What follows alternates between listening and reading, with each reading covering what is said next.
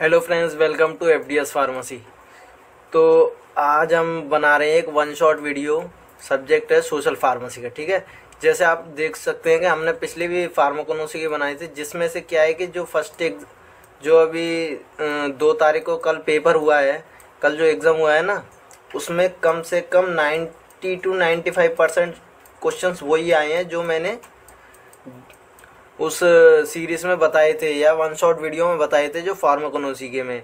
तो इसलिए मैं कह रहा हूँ कि आप इसको भी एक बार देख कर जाएँ, तो इससे क्या होगा, आप एग्ज़ाम में अच्छा परफॉर्म कर पाओगे। ठीक है, इसमें क्या है कि इम्पोर्टेंट क्वेश्चंस हैं हर एक चैप्टर से रिलेटेड, चैप्टर वाइज इसमें है। ठीक है, आप इसे देख सकते हो और पीडीएफ, इन क्वेश्चंस की पीडीएफ भी है जिस पे आप डाउनलोड कर सकते हो, पीडीएफ fdspharmacy.in से। ठीक है, और वीडियो क्लासेस के लिए हमारे चैनल को सब्सक्राइब कर सकते हो।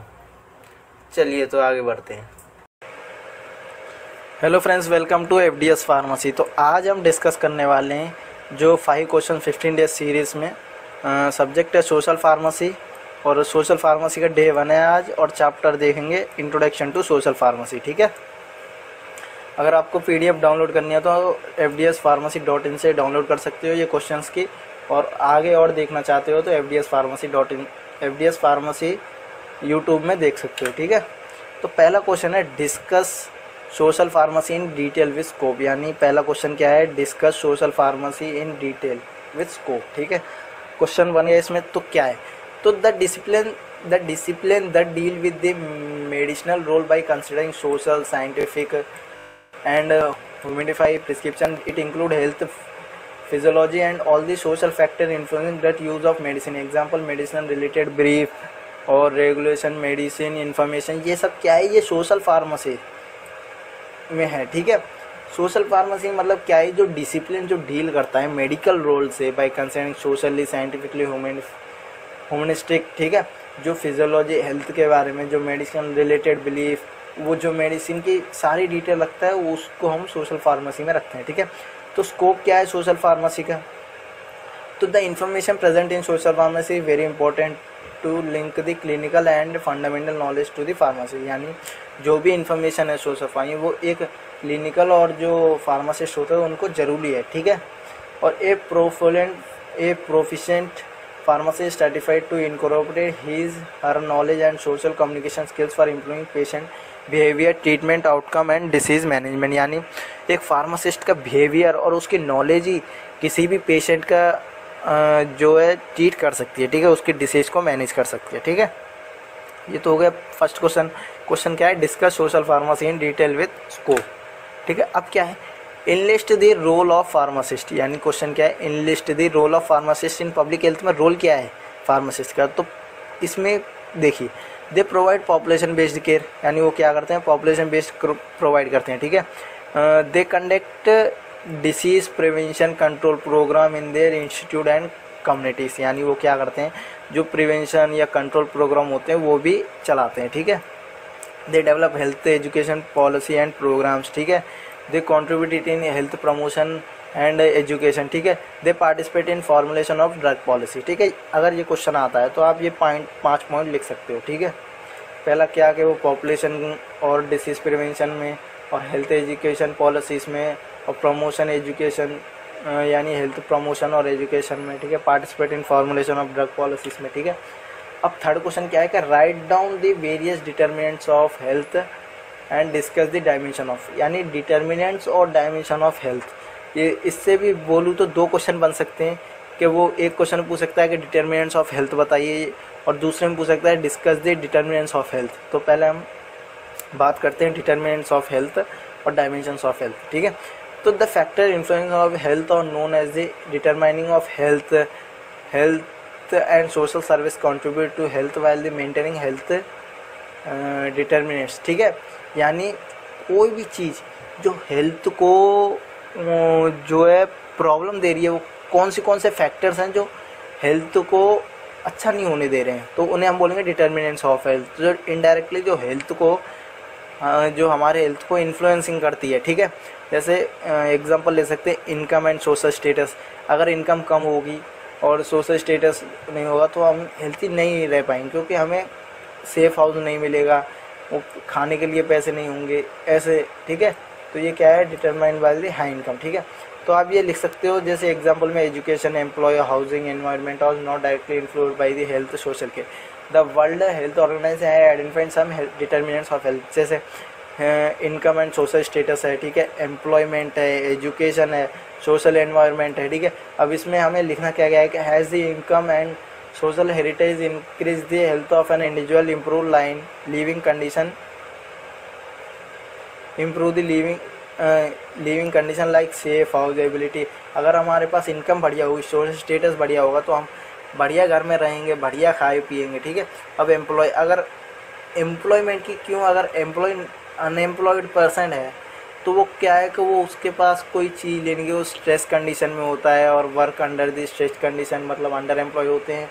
और जो एम्प्लॉय नहीं होते हैं, अनएम्प्लॉय होते हैं, इन दोनों के लिए भी हेल्थ पे बहुत असर पड़ता है, ठीक है। एजुकेशन, अगर एजुकेशन नहीं है तो भी हमें बहुत वो पड़ता है, इफेक्ट पड़ता है, ठीक है। Health of a individual also, ये ऑल्सो है determined by the education life, education life से भी डिटरमाइन किया जा सकता है, ठीक है। Social environment, value and normal of social also effect individual health and well being in different way, social stable diverse है, ठीक है। और है फिजिकल एनवायरनमेंट, यानी फिजिकल एनवायरनमेंट से भी एयर एंड वाटर क्वालिटी और दी physical factor in the nature environment, ठीक है। हेल्थ चाइल्ड डेवलपमेंट में भी और सोशल सपोर्ट नेटवर्क में भी और जेंडर में भी, ये आप लिखा हुआ है इसमें आप देख सकते हैं और द्वारा आप आंसर लिख सकते हैं, ठीक है। The effect of prenatal and early childhood experience has the powerful impact on health, well being child born in the families having low income, यानी जो भी लो इनकम वाली फैमिली में बॉर्न होते हैं उनको लेस न्यूट्रिएंट मिल पाता है, तो उसके द्वारा उनको जो भी प्रॉब्लम हेल्थ की फेस करनी पड़ती है, ठीक है। अब है डायमेंशन ऑफ हेल्थ, डायमेंशन मतलब क्या है कि health is a complex at involve various factor, पता है, ठीक है। The world health organization 1988 recognize some parameter for the measuring individual functionality, physical, social, mental dimension और द थ्री, यानी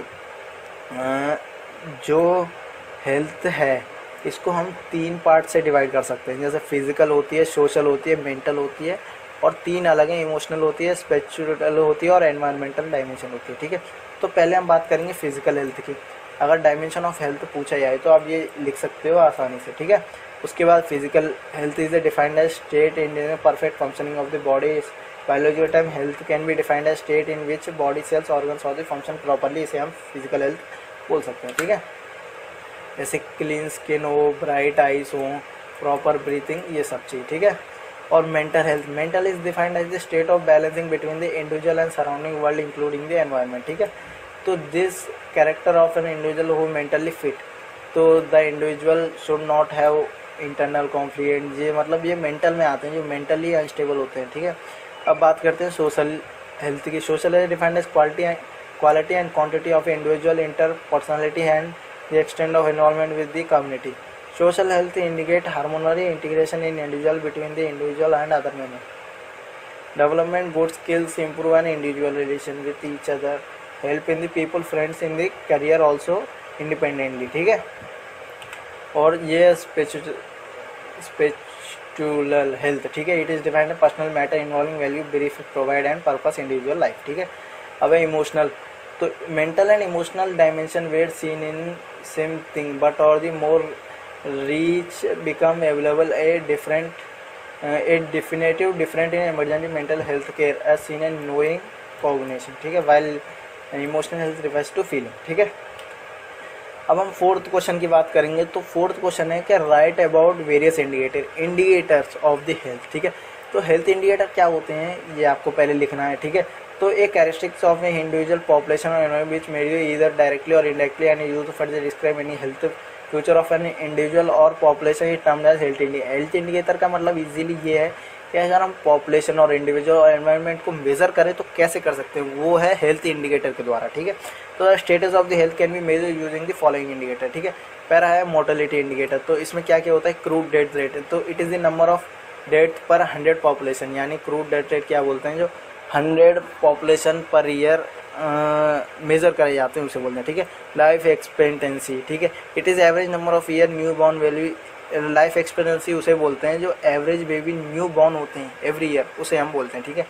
child mortality rate, it is the number of death 1 to 4 years old in the given पर 100 of child, यानी एक और 100 of child में 1 to 4 years के child होते हैं वो उनकी जो डेथ हो जाती है उसे हम बोलेंगे चाइल्ड मोर्टेलिटी रेट, ठीक है।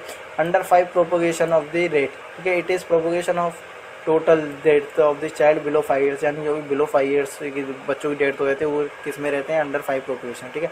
Maternal mortality it is the propagation of death of human reproduction मोज ऑफ मेटरनल, मतलब जो भी रिप्रोडक्टिव एज में होते हैं जिनकी ह्यूमन्स की डेथ हो जाती है उन्हें हम किस में रखते हैं, मेटर्निटी मोटर रेट में, ठीक है। अब बात करते हैं मोबिलिटी रेट, ठीक है। अब हम बात करते हैं मोबिलिटी इंडिकेटर, ठीक है। तो the indicator use for the improving mortality data so that health status of the population can be properly describe, यानी मोर्टेलिटी रेट, ठीक है।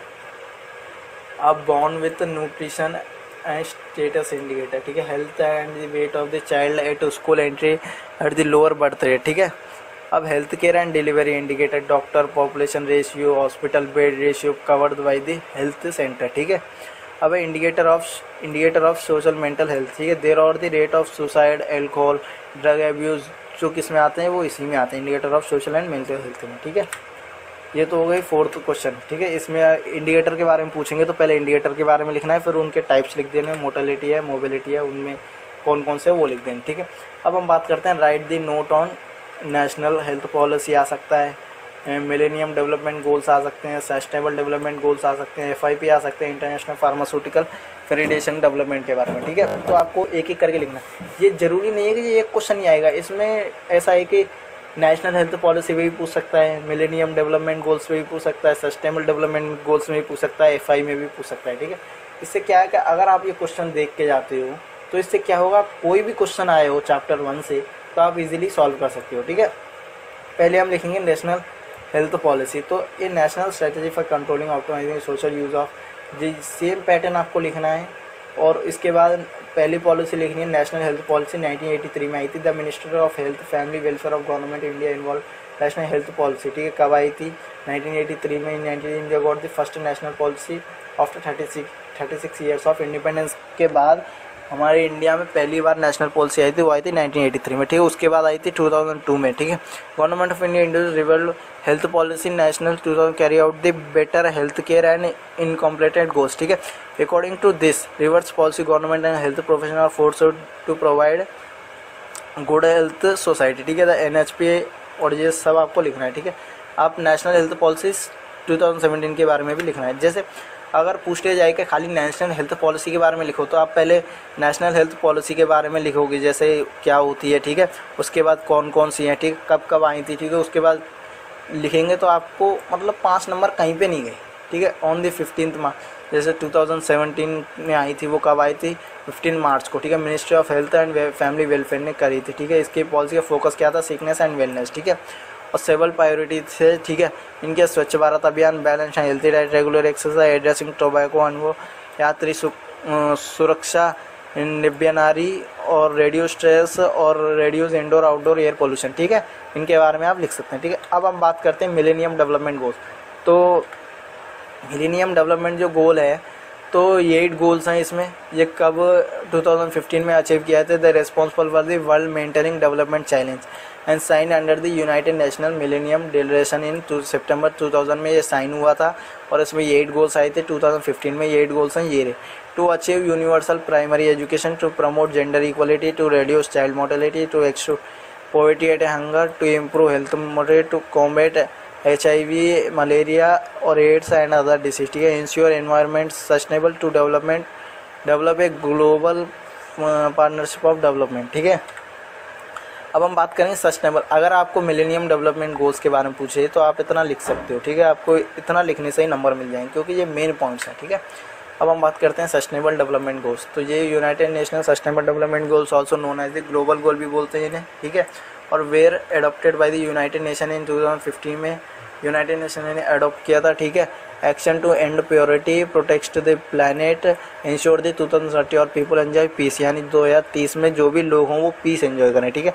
टारगेट किया था 2030 में, ठीक है। To decrease the global maternal mortality in 70 per 2000 live birth, ठीक है। और to end the epidermis of AIDS, tuberculosis, malaria, to reinforce prevent the treatment of substance abuse, comparison and narcotic, ठीक है।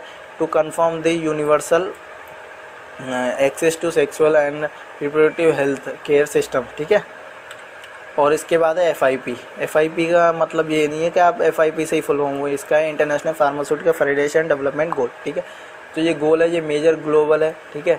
इन फार्मेसी फील्ड में they were former in the innovation responsible for the launch of 5 worth force, ठीक है, development goals, ठीक है। FIP के ये सारे पॉइंट्स हैं, और भी हैं पर आप जितने लिखोगे तो भी आपको नंबर मिल जाएंगे, जैसे एकेडमिक कैपेसिटी, एली के लिए training, quality assurance, advantage and specialist development, compliance, leadership development, advantage, working professional equality, impact और फार्मासिटी और पॉलिसी डेवलपमेंट, ठीक है।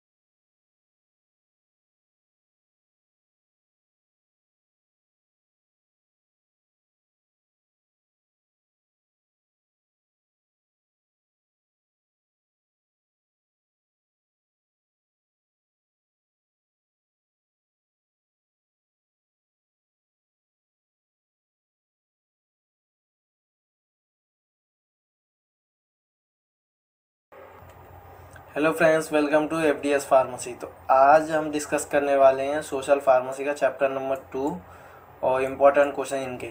हमने 5 क्वेश्चन 15 डेज सीरीज स्टार्ट की है, तो आज डे 2 है, ठीक है। अगर आपको PDF नोट डाउनलोड करनी हो तो वेबसाइट पर से डाउनलोड कर सकते हैं। वीडियो क्लासेस के लिए हमारे चैनल को सब्सक्राइब कर सकते हैं, ठीक है। इसमें हम देखेंगे चैप्टर 2 में कौन कौन से क्वेश्चन है जो एग्जाम में आ सकते हैं, ठीक है, सोशल फार्मेसी में। पहला है discuss the water pollution, air pollution and noise pollution. यानी ये इंपॉर्टेंट नहीं है कि तीनों ही क्वेश्चन पूछ ले, इसमें से कोई ना कोई एक पूछ ही लेगा, या तो वाटर पोल्यूशन के बारे में बताओ, एयर पोल्यूशन के बारे में बताओ, या तो नॉइस पोल्यूशन के बारे में। तो हम क्या करेंगे कि तीनों को स्टडी करते हुए चलेंगे, ठीक है। पहला है वाटर पोल्यूशन। तो वाटर पोल्यूशन क्या है? According to United State public health service, water pollution means the presence of any toxic substance in water that degrade the quality to control, constitute a hazard or impair its usefulness। यानी कहने का मतलब ये है कि water pollution का मतलब ये है कि वाटर में कोई भी टॉक्सिक सब्सटेंस प्रेजेंट होना या क्वालिटी को उनको मतलब वाटर की क्वालिटी को चेंज करे या बिगाड़े, उसी को हम वाटर पोल्यूशन बोलेंगे, ठीक है। उसे यूज़फुल नहीं कर पाए ऐसा बनाने में बोलेंगे, ठीक है।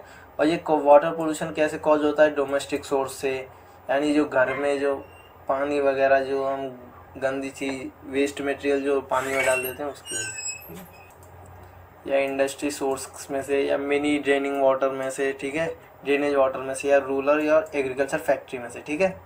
और वाटर कौन कौन सी हैं? जैसे डायरिया हो सकता है, क्लोरिया हो सकता है, गाइड्रेस हो सकता है, एम्बियोसिस हो सकता है, ठीक है। और इसको हम कंट्रोल कैसे कर सकते हैं? अगर वाटर पोल्यूशन हमें कंट्रोल करना हो तो कैसे कंट्रोल कर सकते हैं? पहला है इंडस्ट्रियल इफेक्ट, यानी ये number of legalization have been formed that force that industry to make effort toward cleaning the water generated by them और developing an efficient system for the waste disposal. यानी हमें क्या है कि जो भी कंपनीज होती हैं, जो इंडस्ट्री होती हैं, वो जो वेस्ट मटेरियल पानी में जो छोड़ देती हैं ऐसी, तो वो क्या करें, वो नहीं छोड़ें और plus water waste disposal properly करें, ठीक है। और सेकंड है transportation. Society can significant reduce vehicle pollution by switching to hybrid and electrical vehicle. यानी हाँ, हाइब्रिड या इलेक्ट्रिक व्हीकल यूज़ करने से भी वाटर पोल्यूशन में बहुत ज़्यादा कंट्रोल होगा, ठीक है। Farming solution in farming switching to organic farming method can significant reduce the adverse impact of agriculture operation on the water bodies. यानी क्या हो रहा है कि जो फार्मिंग है वो अब ऑर्गेनिक फार्मिंग करें, ठीक है। और waste disposal, proper disposal of waste can significant reduce the water pollution in environment. यानी प्रॉपर हम डिस्पोजल मतलब वेस्ट जो होगा उसको प्रॉपर डिस्पोजल करेंगे तो हमारे वाटर पोल्यूशन में भी कंट्रोल मिलेगा, ठीक है। ग्राउंड वाटर कंटामिनेटेड कंट्रोल, यानी control the ground water from begin polluted in one of the efficient method for reducing water method, यानी जो ग्राउंड वाटर जाता है उसे हम कंट्रोल करेंगे तो वो एक बहुत बढ़िया वाटर पोल्यूशन का पॉइंट है। ठीक है, अब देखेंगे हम एयर पोल्यूशन। ठीक है, according to world health organisation, air pollution is defined as substance put into air by the activity of mankind it concentration sufficient to cause harmful effect to his health vegetable properly to interface with the environment of his property। यानी क्या है कि जो air pollution का मतलब ये है कोई भी सब्सटेंस जो हमने एयर में छोड़ दिया हो, जो मैन काइंड की वजह से एयर में हो गया, वुमेन्स की वजह से, तो उसे हम हार्मफुल मतलब उसे हम बोलेंगे एयर पोल्यूशन। यानी एयर में कुछ ना कुछ पॉल्यूटेंस होना, तो उसे हम बोलेंगे एयर पोल्यूशन। ठीक है, और उससे क्या होता है, हेल्थ में प्रॉब्लम आती है, वेजिटेबल्स में और अदर प्रॉब्लम्स हैं। ठीक है, और पोल्यूटेंट कौन कौन से, एक है कार्बन मोनोऑक्साइड, ठीक है, एक है नाइट्रोजन ऑक्साइड। ठीक है, ये दो है, ये क्या है, एयर पोल्यूटेंट्स। ठीक है, और कॉजेज ऑफ एयर पोल्यूशन कैसे होता है, स्टेशनरी सोर्स की वजह से, मोबाइल सोर्स की वजह से क्या करते हैं हम उनको जला देते हैं यानी बर्न कर देते हैं, उसके बाद क्या होता है वो एयर पोल्यूशन करता है। ठीक है, और chemical and dust control, burning practice, fumes. ठीक है, और एयर पोल्यूशन के इफेक्ट्स क्या क्या है, यानी प्रॉब्लम क्या होगी अगर एयर पोल्यूशन ज़्यादा होगा, तो देखो रेस्पिरेटरी प्रॉब्लम होगी, कार्डियोवास्कुलर प्रॉब्लम होगी, नर्वस सिस्टम प्रॉब्लम होंगी, यूरिनरी प्रॉब्लम भी होंगी। ठीक है, अब इसको हम प्रिवेंट कैसे कर सकते हैं, तो स्मार्ट ड्राइविंग प्रैक्टिस और सेलेक्ट एयर फ्रेंडली प्रोडक्ट और prevent indoor pollution, support cleaning air programs, reduce at the source by using control equipment. ठीक है, ये 5 पॉइंट्स हैं। अगर आपको एयर पोल्यूशन के बारे में पूछा जाए एग्जाम में तो ये आप सेम टू सेम लिख सकते हो आंसर में। ठीक है, अब हम बात करेंगे नॉइस पोल्यूशन के बारे में। तो the unwanted sound dumped into the atmosphere leading to health hazard it known as noise pollution, यानी कोई भी अनवांटेड साउंड जो एटमॉस्फेयर में मतलब है और वो हेल्थ को प्रॉब्लम देता है तो उसे हम क्या बोलेंगे, नॉइस पोल्यूशन। ठीक है, it is also known as wrong sound in the wrong place at a wrong time. ठीक है, यानी wrong sound at a wrong place in a wrong place at a wrong time. ठीक है, source of noise pollution, यानी noise pollution आता कहाँ से, देखो ट्रांसपोर्ट नॉइज होता है, road traffic noise, rail traffic noise यानी जो रोड पे ट्रैफिक होता है उन नॉइज, और रेल ट्रैफिक नॉइज होता है, एयर ट्रैफिक नॉइज होता है, इंडस्ट्रियल में नॉइज आता है। ठीक है, नेबरहुड नॉइज होता है। इफेक्ट क्या है, deafness and non authority effects. ठीक है, और कंट्रोल कैसे कर सकते हैं, control of noise pollution so this can be done by setting the noise production machine at isolated area by applying mufflers and the other noise reducing equipment to machine, यानी जो machine ज़्यादा sound करते हैं उनको क्या है, या तो मफलर डाल दें या तो उनको ऐसी जगह रखें या मतलब उनकी सेटिंग ऐसी करे जाए आइसोलेटेड एरिया में। ठीक है, control noise transport and this can B dealt by the done by the building enclose and bye covering the wall of room with the sound absorption method, यानी क्या है कि कंट्रोल करना है नॉइज ट्रांसमिशन को, तो वो कैसे करेंगे, यानी कोई रूम है जिसमें साउंड ज़्यादा होता है तो हम क्या करें उनके वॉल्स में उनकी वॉल्स जो है वो बढ़िया से क्लोज करवाएंगे, उससे क्या होगा कि साउंड ट्रांसमिट नहीं होगा। ठीक है, प्रोटेक्शन ऑफ एक्सपोजर पर्सन, यानी all the worker expose continuously noise louder than 85 dB in the brand and above 150 required hearing protection। ठीक है, education, the importance of the noise as a health hazard should be educated to the public through mass communication media। ठीक है, अब ये तो हो गया first question. अब हम बात करेंगे सेकंड क्वेश्चन के बारे में। ठीक है, तो सेकंड क्वेश्चन क्या है, डिस्क्राइब द फैमिली प्लानिंग, यानी फैमिली प्लानिंग डिस्क्राइब करनी है, और राइट द कॉन्ट्रसेप्टिव मेथड, यानी ये एक क्वेश्चन भी आ सकता है या दोनों मिलके एक भी दिया है, यानी कॉन्ट्रसेप्टिव मेथड में ही पूछ सकता है कि राइट द कॉन्ट्रसेप्टिव मेथड। ठीक है, तो पहले फैमिली प्लानिंग देखेंगे। An expert community of the WHO defined family planning in 1971 as a way of thinking and living adopting voluntary on the basis of knowledge, attitude and responsibility decision by individual and couple in order to promote health and welfare of the family group and thus contribute efficiency to the social development of the country। यानी WHO ने बताया है कि एक individual की सोच और उनके फैमिली मतलब फैमिली प्लानिंग में और कपल्स में एक प्रॉब्लम हेल्थ, मतलब सब चीज़ जो देखभाल करे उसे हम फैमिली प्लानिंग बोलेंगे, ठीक है। ऑब्जेक्ट क्या है, टू अवॉइड अनवांटेड बर्थ, यानी इसका मेन ऑब्जेक्ट क्या है कि अनवांटेड बर्थ जो होते हैं उन्हें अवॉइड करें, ठीक है। To bring about the wanted birth, ठीक है। To regulate the interval between each pregnancy, मतलब प्रेगनेंसी के बीच में इंटरवल होना चाहिए, ठीक है। To control the time at which birth occurs in relation to the parents age, ठीक है। To determine the number of childrens in a family, यानी एक फैमिली में 2 चिल्ड्रंस ही होना चाहिए, उससे ज़्यादा नहीं होना चाहिए, वो ऐसे, ठीक है। ऑब्जेक्टिव है, ठीक है। और the many method through which unwanted pregnancy can avoid, ठीक है। बहुत सारे मेथड है जिनसे अनवांटेड प्रेगनेंसी अवॉइड करी जा सकती है, ठीक है। पहले इसमें देखें तो contraceptive method, many scientific tested and reliable contraceptive method और available which help a couple to avoid unwanted pregnancy, ठीक है। बहुत सारे ऐसे कॉन्ट्रासेप्टिव मेथड हैं जिनसे अनवांटेड प्रेगनेंसी अवॉइड की जा सकती है, ठीक है। एक gynaecologist should be consult with before adopting some of they, यानी अगर आप इनमें से कोई भी यूज़ करना चाहते हो उससे पहले क्या है कि गाइनोलॉजिस्ट से एक बार कंसल्ट करें, ठीक है। फैमिली प्लानिंग मेथड, ठीक है। द फैमिली प्लानिंग और control prevent the sperm to fuse with ovum release and thus avoid pregnancy, ठीक है। पूरी बात क्या है कि स्पर्म फ्यूज नहीं होना चाहिए ओवम के साथ, ठीक है। और कौन कौन से वेरियस मेथड हैं, एक है बिहेवियरल मेथड, एक है natural method, chemical method, mechanical method, hormonal contraceptive method और टर्मिनल मेथड, ठीक है। तो ये अगर आपको इतना क्वेश्चन पूछा जाए तो आप इतना लिख सकते हो, लेकिन अगर ये पूछा जाए कि डिटेल में कॉन्ट्रासेप्टिव मेथड बताओ तो इसमें देखिए ये लिख सकते हैं। फिर हम पहले तो ये लिख देंगे कि ये है बिहेवियर मेथड पूरे, ठीक है। ये कॉन्ट्रासेप्टिव मेथड है, इनके बारे में डिटेल में पूछा हो तो आप यहाँ से लिख सकते हैं। देखो behaviour method, coitus interruption, coitus interruption, this is the oldest method of the voluntary fertility control in which male withdraw before ejaculation, ठीक है। मेल क्या करता है, विदड्रॉ कर देता है before ejaculation, they prevent sperm deposition into vagina, ठीक है। और सेकंड है safe period and calendar method, in this couple should avoid intercourse during the period, this method however it is not reliable because a human menstruation cycle may vary, only educated and responsible couple can use this method effectively, ठीक है। यानी safe period का मतलब ये है कि जब period हो तो जब इंटरकोर्स ना करें, ठीक है। पर ये भी हर एक कोई नहीं कर सकता, ये एजुकेटेड पर्सन होते हैं वो इजीली समझ जाते हैं, वो उनको लिए मतलब वो रेस्पॉन्सिबल होते हैं, ठीक है। ये बताया गया पॉइंट में। तो बिहेवियर मेथड में 2 हो गई, एक कोइटस इंटररप्टिव, सेफ मेथड, ठीक है। और सेकंड मेथड है नेचुरल फैमिली प्लानिंग मेथड, ठीक है।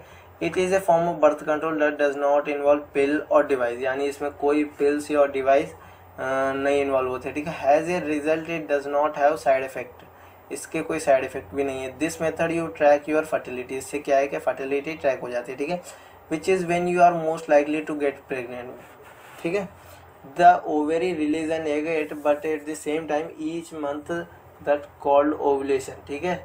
The egg moves through the fallopian tube towards the urethra and unfertilize egg can live up to 24 hours, ठीक है। जो अनफर्टिलाइज एग होता है वो कब तक लिव रहता है, वो 24 आवर्स तक रहता है, ठीक है। Fertility happen for the about 6 days each month, 5 before ovulation and the day of ovulation, ठीक है। फर्टिलिटी, ठीक है। ये तो हो गए नेचुरल फैमिली प्लानिंग मेथड, ठीक है। अब हम देखेंगे केमिकल मेथड। तो chemical method utilize the chemical contraceptive, यानी केमिकल कॉन्ट्रासेप्टिव का यूज़ करना, ठीक है। In which a base with incorporated spermicide is present, spermicide उसमें प्रेजेंट होता है, ठीक है। सरफेस एक्टिव एजेंट और commonly use spermicide, there this agents और coming in the contact with the sperm deposition in vagina during the intercourse inhibit the ability of oxygen uptake and kill them, ठीक है। ये क्या करते हैं, जो spermicide होते हैं ये क्या करते हैं, उनको जो जब स्पर्म डिपॉजिट हो जाता है उनको क्या करता है, इनहिबिट कर देता है कि वो ऑक्सीजन ना ले पाए और उनको किल कर देता है, ठीक है। और the spermicide should be use in the vagina 15 mm before the intercourse, ठीक है। The chemical method of family planning involve form tablets हो सकते हैं, स्पर्मिसाइड जेल्स हो सकते हैं, क्रीम्स हो सकते हैं, पेस्ट हो सकते हैं, ठीक है। अब है mechanical method, there are the many device available which can be suitable use for both and men and women, ठीक है। ऐसे बहुत सारे डिवाइस हैं जिनसे हम प्रेगनेंसी को अवॉइड कर सकते हैं, ठीक है, मेन के लिए भी और वुमेन के लिए भी, ठीक है। This method aim to prevent the meeting of sperm with ovum, ठीक है। इसका पूरा मेथड का एम क्या है कि स्पर्म ओवम के साथ नहीं मिल पाए, ठीक है, फ्यूज नहीं हुए, ठीक है। This method do not produce any side effect, provide protect against sexual transmitted disease. यानी ये क्या करता है कि इसका कोई साइड इफेक्ट भी नहीं है, और ये क्या करता है कि सेक्सुअल ट्रांसमिटेड डिसीज से प्रोटेक्ट करता है, ठीक है। And also protect from the risk of cervical cancer, और सर्वेक्सल कैंसर से भी प्रोटेक्ट करता है, ठीक है। To the reason that the mechanical method of contraception और पॉपुलर, इसी की वजह से ये सबसे ज़्यादा पॉपुलर मेथड है, ठीक है, कॉन्ट्रासेप्टिव मेथड में, ठीक है। इसमें हम देख सकते हैं कॉन्डम होता है या निरोध, ठीक है। It is very thin rubber sheet used by the male, ये मेल इसे यूज़ करते हैं, ठीक है। The Indian government has introduce 3 band of Nirodh, Indian government ने 3 टाइप्स के निरोध एंड कॉन्डम इंट्रोड्यूस किए, एक है ड्राई निरोध एंड डिलक्स निरोध, लुब्रिकेंट कॉन्डम है, और सुपर डिलक्स निरोध, ठीक है। अब हम देखेंगे हार्मोनल कॉन्ट्रासेप्टिव्स, ठीक है। अब हम बात करेंगे कॉन्ट्रासेप्टिव मेथड के बारे में, ठीक है, हार्मोनल कॉन्ट्रासेप्टिव मेथड के बारे में, ठीक है। हार्मोनल कॉन्ट्रासेप्टिव मेथड और the most effective contraceptive method pregnancy can be 100% prevented, इससे क्या है कि 100% प्रिवेंट हो सकती है, ठीक है, by using the combined oral contraceptive pills, यानी कुछ पिल्स हैं वो साथ में लेनी पड़ती हैं, उससे क्या होता है कि 100% प्रेगनेंसी अवॉइड की जा सकती है, ठीक है। Oestrogen progesterone combination combined oral contraceptive method, ठीक है। It is the most successful contraceptive method, ठीक है। Most of currently available formulation of the combined pills contain a systematic oestrogen 30 to 35 UG, ठीक है। The pill is orally administered for 21 days, ठीक है, starting from 5 days of the menstrual cycle followed by the break of 7 days of menstruation cycle, ठीक है। The pills should not be prescribed if the woman is already pregnant हो या more than 35 years हो, ठीक है। और terminal method का मतलब क्या है, the contraceptive method discuss above और the use for delaying the pregnancy और for maintaining a gap between 2 child birth, but the terminal method are used after the family is complete and the couples wanted to end the need for contraceptive और other method, ठीक है। यानी ये terminal method कब use किया जाता है, जब फैमिली पूरी कंप्लीट हो गई हो, ठीक है, और कपल्स अब बेबी नहीं चाहिए उनको फ्यूचर में भी, तो जब ये मेथड यूज़ किया जाता है, ठीक है। The following sterilisation option method of the either male और female provide permanent protective against pregnancy, ठीक है, या तो मेल या तो फीमेल परमानेंट प्रेगनेंसी प्रोवाइड करते होता है, ठीक है, प्रोटेक्ट हो सकता है, ठीक है। अब है वेसेक्टोमी, तो वेसेक्टोमी का मतलब क्या है कि it is performed for the male, ये किस में परफॉर्म होती है, मेल में, ठीक है। And is a very simple out patient surgical procedure है ऑफ अराउंड 20 मिनट्स का, कितने मिनट का, 20 मिनट्स का, ठीक है। In this method small cut is made up above the mens scrotum on the both side to remove and small portion of vas deferens, ठीक है। The cut और tied up, ठीक है, इसको क्या करते हैं, कट कर देते हैं और टाइड अप कर देते हैं, ठीक है। Vasectomy does not have any effect on strength और वायरलिटी ऑफ द मेल, ठीक है, इसके स्ट्रेंथ और वायरलिटी ऑफ मेल पे कोई असर नहीं पड़ता, ठीक है। He ejaculate sperm semen but does not contain sperm, यानी वो क्या करेंगे, इजैकुलेट तो कर पाएंगे पर वो सेमेन इजैकुलेट करेंगे, उसमें स्पर्म नहीं होगा, ठीक है। और ट्यूबेक्टोमी का है, it is performed for the female, ये किन में परफॉर्म होती है, फीमेल में, ठीक है। Which they have remain hospitalize for 2 to 3 days, इनको क्या है कि हॉस्पिटल किया जाता है 2 to 3 days के लिए, ठीक है। Also take rest for the few days के लिए रेस्ट भी लेना पड़ता है, ठीक है। In this method a small piece of each fallopian tube is removed and cutted and और the tied up and the block passage of ovum, ठीक है। Has the result release ova and the sperm will not meet during the intercourse and the no pregnancy, ठीक है। अब हम बात करेंगे role of pharmacist in family planning, यानी pharmacist का रोल क्या है फैमिली प्लानिंग में, वो आप देखेंगे, ठीक है। Exhibiting family planning poster in hospital and drug store, यानी फैमिली प्लानिंग के जो पोस्टर होते हैं वो एग्जिबिट करना हॉस्पिटल में और ड्रग स्टोर में, ठीक है। Counselling people about the importance of family planning gap year between 2 children, यानी काउंसलिंग करना पीपल्स के संग के फैमिली प्लानिंग के इम्पोर्टेंस क्या है और गैप बिटवीन 2 बेबीज होना चाहिए उसके इम्पोर्टेंट क्या है, ठीक है। Educate about oral contraceptive, educate educate about oral contraceptive, ठीक है। Conduct education program that focus on the issue of high population, यानी प्रोग्राम्स कंडक्ट करवाना जो किस पे इशू हो, हाई पॉपुलेशन पे, ठीक है। Convincing the people about the advantage of having small family, यानी पीपल को कन्विंस करना है कि स्मॉल फैमिली होने से कितने एडवांटेजेस है, ठीक है। एडवर्टाइजिंग प्रोग्राम चलाना, ठीक है। Giving explanation on the techniques and using method, ठीक है। Provide social facility, organisation, discuss and seminars, ठीक है। अब हम बात करेंगे थर्ड क्वेश्चन के बारे में। तो थर्ड क्वेश्चन है explain the immunity along with the classification, ठीक है। इसमें क्वेश्चन है इम्यूनिटी बतानी और उनकी क्लासिफिकेशन, ठीक है। इम्यूनिटी का मतलब है the word immunity Latin word, Latin में से आया है। इम्यून मीन्स एस्केप्ड, ठीक है। किससे? लैटिन मन से। इम्यून मीन्स एस्केप, ठीक है। Describe the protect against disease, यानी ये क्या डिस्क्राइब करता है? प्रोटेक्ट अगेंस्ट डिसीज, ठीक है। It indicate that an individual has developed life long resistance to a certain disease after being infected with only once, ठीक है। तो टाइप्स क्या है? ये नॉन स्पेसिफिक होते हैं, या इनेटिव भी बोल सकते हैं, या न्यूट्रल इम्यूनिटी बोल सकते हैं, ठीक है। या स्पेसिफिक, एक्यूटिक, या एडेप्टिव इम्यूनिटी, ठीक है। ये रहे, देखो ये रहा क्लासिफिकेशन। नॉन स्पेसिफिक में स्पेसिफिक रेशियल या इंडिविजुअल आते हैं, ठीक है। और स्पेसिफिक में या एक्वायर्ड में या एडेप्टिव इम्यूनिटी में एक्टिव आती है, पैसिव आती है। फिर एक्टिव में नेचुरल एक्टिव इम्यूनिटी होती है, आर्टिफिशियल, और इसमें भी सेम नेचुरल पैसिव और आर्टिफिशियल पैसिव, ठीक है। तो अब बात करेंगे नॉन स्पेसिफिक, इनेट या neutral immunity. This type of immunity is present in individual since birth, यानी ये सिंस बर्थ से प्रेजेंट होती है, ठीक है। And effect by the genetics and molecular structure, ये किन से इफेक्ट होती है? जेनेटिक्स एंड मॉलिक्यूलर स्ट्रक्चर, ठीक है। And independent of previous contact with foreign antigen molecule, ठीक है। It may be non-specific when there is resistance to infection is generally, or may be specific when resistance to a particular pathological involvement, ठीक है। इसमें दो होती है, एक specific होती है, एक इंडिविजुअल इम्यूनिटी होती है, ठीक है। अब हम इसमें देखेंगे स्पेसिफाइड, एक्वायर्ड, ठीक है। This type of is set of responsible which is immune system active to a target specific pathogen, ठीक है। It is also known as acquired immunity since the resistance is acquired by the individual during life time, ठीक है। अब हम बात करेंगे active और passive के बारे में, ठीक है। Active, this type of immunity is resistant acquired और developed by the individual after effective contact with an antigen, यानी ये कब डेवलप होती है?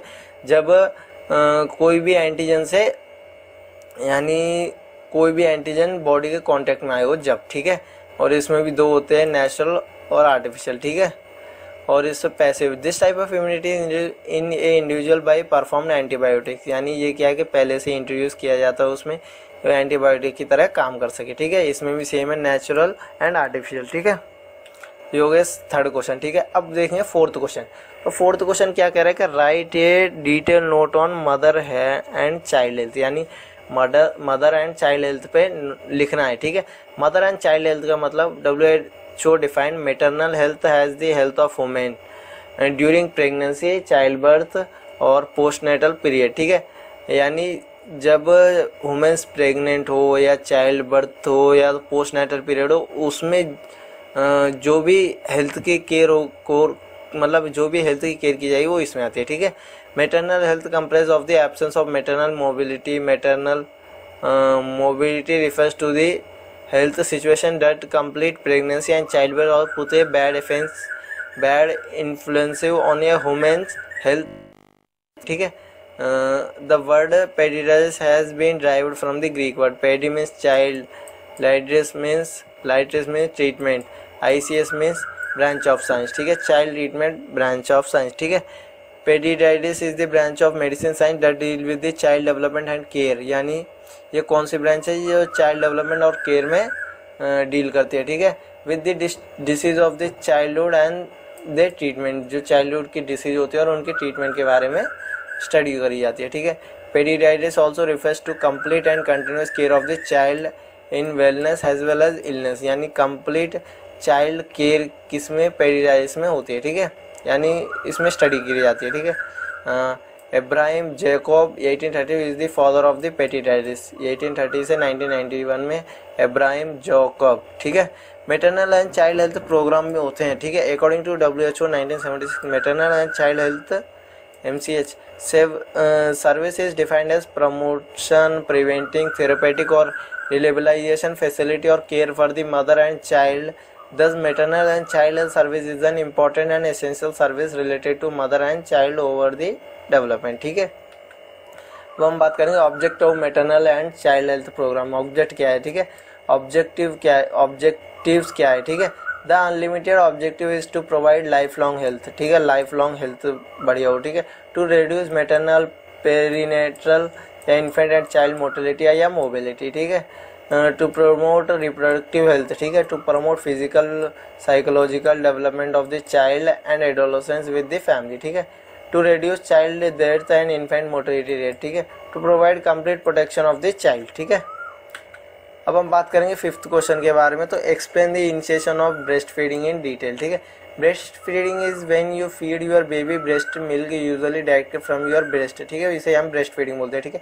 Initiation of breast feeding should be initiate with in the 30 minutes of the child birth, यानी child की birth हो गई 30 मिनट्स के अंदर उसे देना चाहिए, ठीक है. In case of normal delivery में, अगर वहीं सी सेक्शन हो तो 4 घंटे के अंदर, ठीक है. Other mother breast feed child up to 2 years तक, कब तक, 2 साल तक ब्रेस्ट फीडिंग चाइल्ड को दे सकते हैं, ठीक है. इंपॉर्टेंस ऑफ ब्रेस्ट फीडिंग क्या है. Breast feeding is a beneficial for the infant as well as for the mother, दोनों के लिए बेनिफिशियल होता है, ठीक है. एडवांटेजेस टू बेबी क्या है कि it contain nutrient required to an infant in the first 6 months, यानी जो फर्स्ट 6 मंथ्स में न्यूट्रिएंट चाहिए वो प्रेजेंट होता है, ठीक है. The most suitable protein and fat, ठीक है. More lactose other than the milk, ठीक है. सफिशिएंट विटामिन होते हैं. It gets easily digest and assimilated, ठीक है. It contain no microbes that may cause disease, ठीक है. और मदर के लिए क्या है कि it reduce the possibility of breast uterus and ovarian cancer, ठीक है. It protect mother against osteoporosis and UTI, ठीक है. It help to mother to lose additive fact that accumulate during pregnancy, thereby help to her to restore the pregnancy body shape along with the some postal pregnancy exercise, ठीक है. it saves time, effort and money when compared to the formula breeding, ठीक है. ये सारे advantages हैं mother के लिए, ठीक है. अब हम देखते हैं right the effect of infant milk substitute and bottle feeding, यानी बॉटल फीडिंग के इफेक्ट बताने, ठीक है.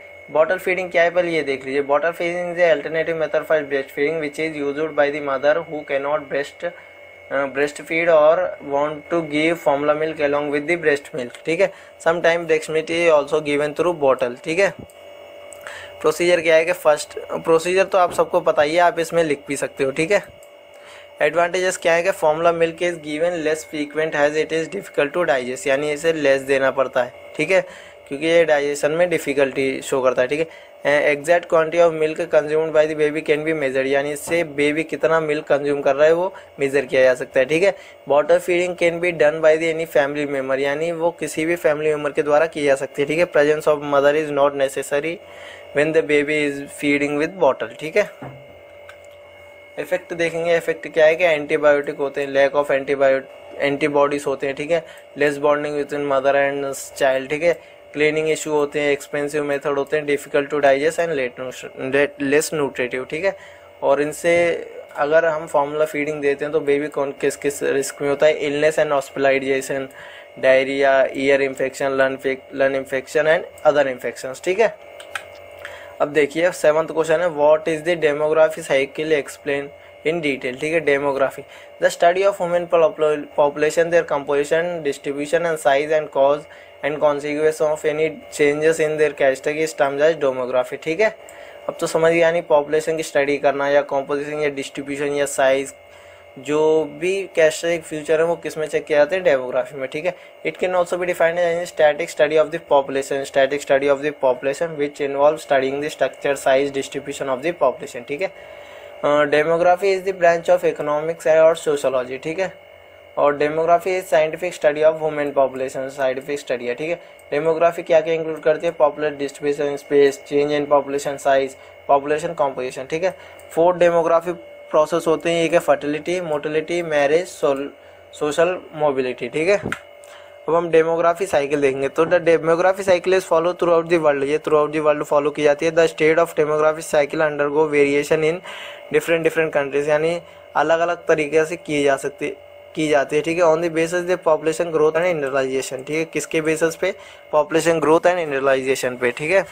After studying the statistical population growth data of various country it has been conclude that the demographic compresses of 5 state होते हैं, ठीक है, demography cycle में, ठीक है। फर्स्ट है high stationary stage, high birth and high death rate are the characteristic feature of this stage, यानी high birth rate और high death rate characteristic feature है, ठीक है। The birth and death rate act with the respect to each other in the specific position, ठीक है। Second stage early expanding stage क्या है कि decline death and the constant birth rate at the characteristic feature of the stage, ठीक है। और third stage lateral expanding stage क्या है? Further declining death and falling birth rate are the casting feature characteristic feature of the stage, ठीक है। इसमें क्या है कि फर्दर डिक्लाइनिंग डेथ में और following birth rate are the characteristic feature है, ठीक है। The population grow continuously during this stage, population grow होती रहती है कंटिन्यूसली, ठीक है। फोर्थ स्टेज लो स्टेशनरी यूजेस, ठीक है, low birth and low death rate are the characteristic future, ठीक है। इसमें क्या है कि लो बर्थ लो रेट हो तो उसे हम फोर्थ स्टेज बोलेंगे, ठीक है, लो स्टेशनरी स्टेज, ठीक है। Fifth stage declining stage, low birth rate then the death rate, इसमें क्या है कि बर्थ रेट लो होती है और डेथ रेट ज़्यादा होती है तो उसे हम बोलेंगे फिफ्थ स्टेज डिक्लाइन स्टेज, ठीक है। ये था क्वेश्चन सोशल फार्मेसी में, ठीक है, चैप्टर नंबर 2 में, ठीक है। आप अगर इनका पीडीएफ चाहते हो तो हमारी वेबसाइट पर से डाउनलोड कर सकते हो और हमने डिस्क्रिप्शन में लिंक भी दे रखी है, उसमें से भी डाउनलोड कर सकते हैं, ठीक है।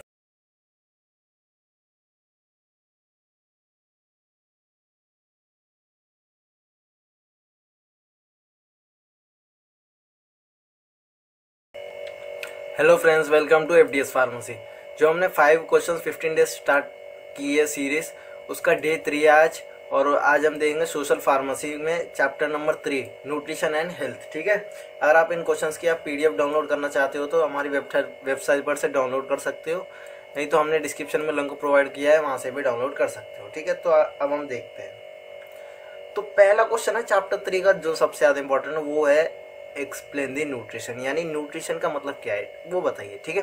तो nutrition include all the process or activity by which human body intake and utilise all the required food for the its growth and development regulation and repair, समझ गए। यानी न्यूट्रिशन एक ऐसी चीज़ है जो ह्यूमन बॉडी को इनटेक लेनी है, जो उसकी रिक्वायरमेंट को और ग्रोथ को, डेवलपमेंट को, रेगुलेशन और रिपेयरिंग को बिल्कुल प्रोसेस यूटिलाइज कर सके, यानी प्रोसेसिंग कर सके, ठीक है।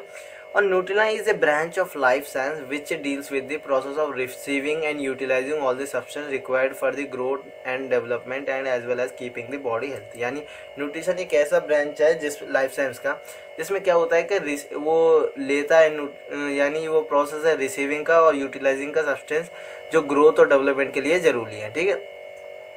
It includes all the steps starting from intake and swallowing of food and digestion of food as it passes through the gastric intestinal tract, ठीक है।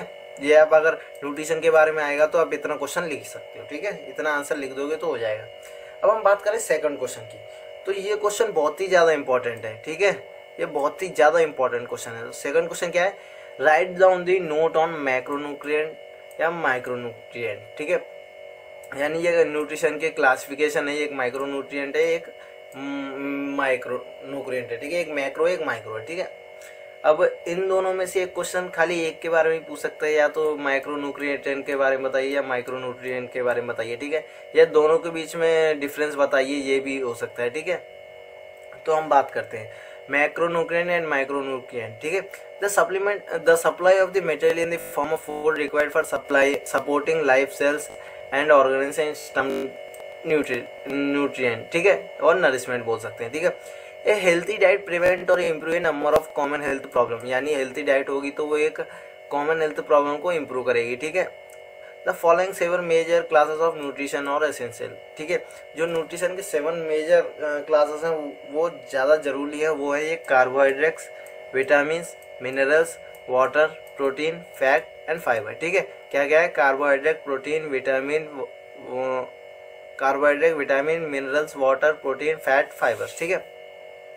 This nutrition classes are divided into micronutrient and micronutrient, ठीक है। यानी जो सारी जो classes हैं ये 2 पार्ट्स में डिवाइडेड हैं, यानी 2 क्लासेस में डिवाइडेड हैं, वो एक मैक्रोन्यूट्रिएंट एंड माइक्रोन्यूट्रिएंट। ठीक है, तो मैक्रोन्यूट्रिएंट की बात करें, this nutrient provide calorie and energy to the body are needed in large quantity for maintaining its function and carry out the daily life activity. यानी मैक्रोन्यूट्रिएंट वो होते हैं जो कैलोरीज और एनर्जी बॉडी को प्रोवाइड करते हैं और वो जो लार्ज क्वांटिटी में चाहिए। ठीक है, और ये डेली एक्टिविटीज को कैरी आउट करते हैं। ठीक है, दे इंक्लूड, इसमें क्या क्या है, कार्बोहाइड्रेट है, फैट है, विटामिन है, सॉरी कार्बोहाइड्रेट है, फैट है, फाइबर्स है, प्रोटीन है और वाटर है। ठीक है, इसमें क्या क्या है देखिए, कार्बोहाइड्रेट है, फैट है, प्रोटीन है, विटामिन है, प्रोटीन है, फाइबर है और वाटर है। ठीक है, 5 चीज़ें इसमें, यानी 2 चीज़ कौन कौन सी नहीं है इसमें, एक मिनरल नहीं है, एक विटामिन नहीं है। ठीक है, अब माइक्रोन्यूट्रिएंट की बात करें,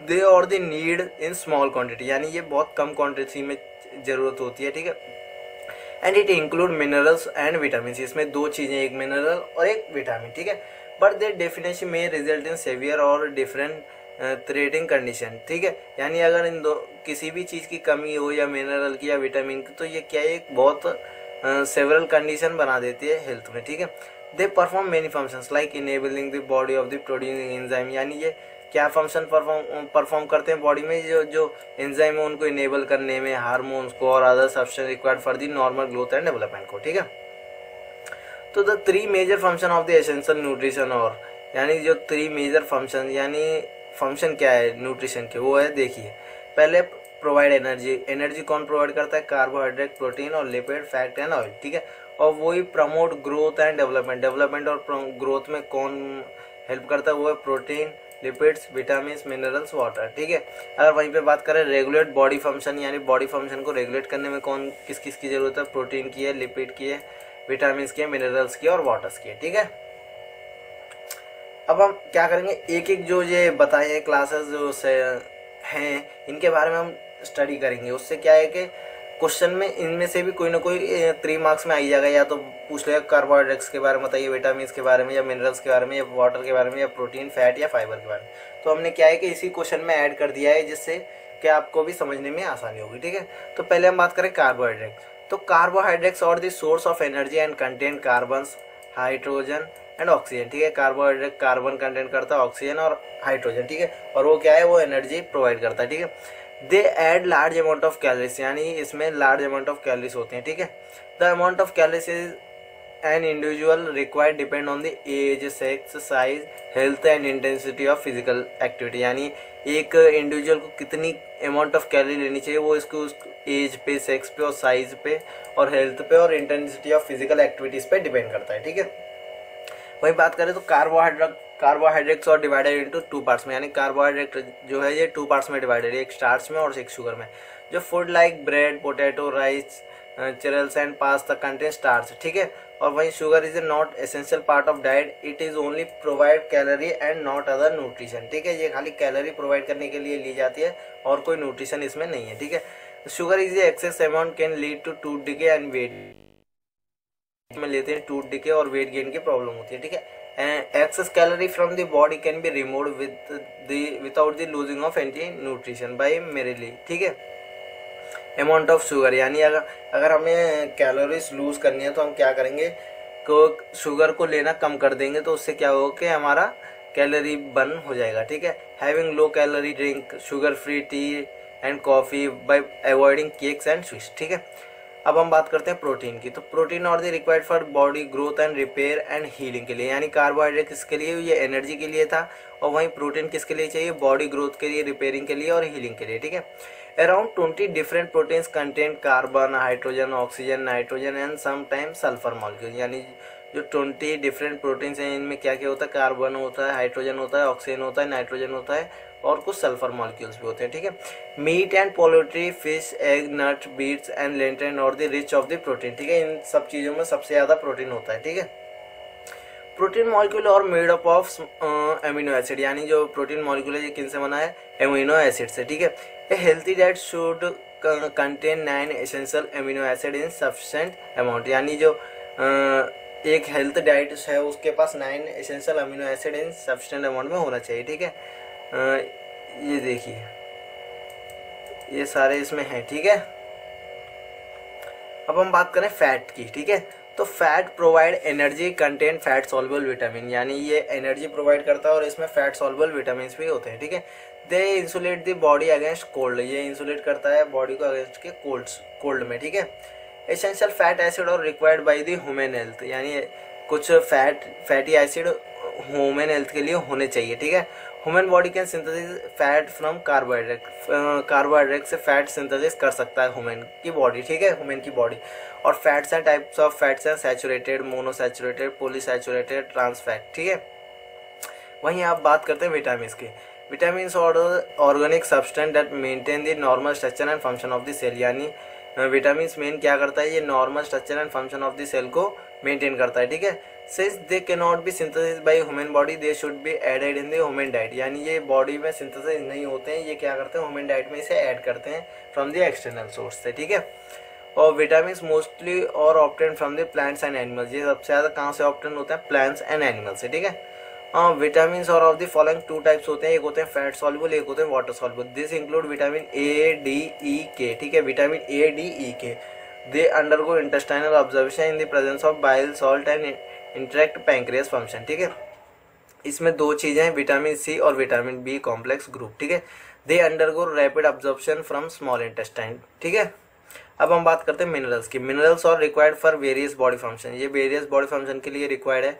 इसमें calcium, magnesium, sodium phosphate, potassium phosphate are required in large amount में, ठीक है। While iron, iodine, fluoride, zinc and selenium are the required in small amount में, ठीक है। Some essential mineral are discuss below, या कैल्शियम है, magnesium है, sodium है और पोटेशियम है, ये थोड़े मिनरल्स हैं, ठीक है।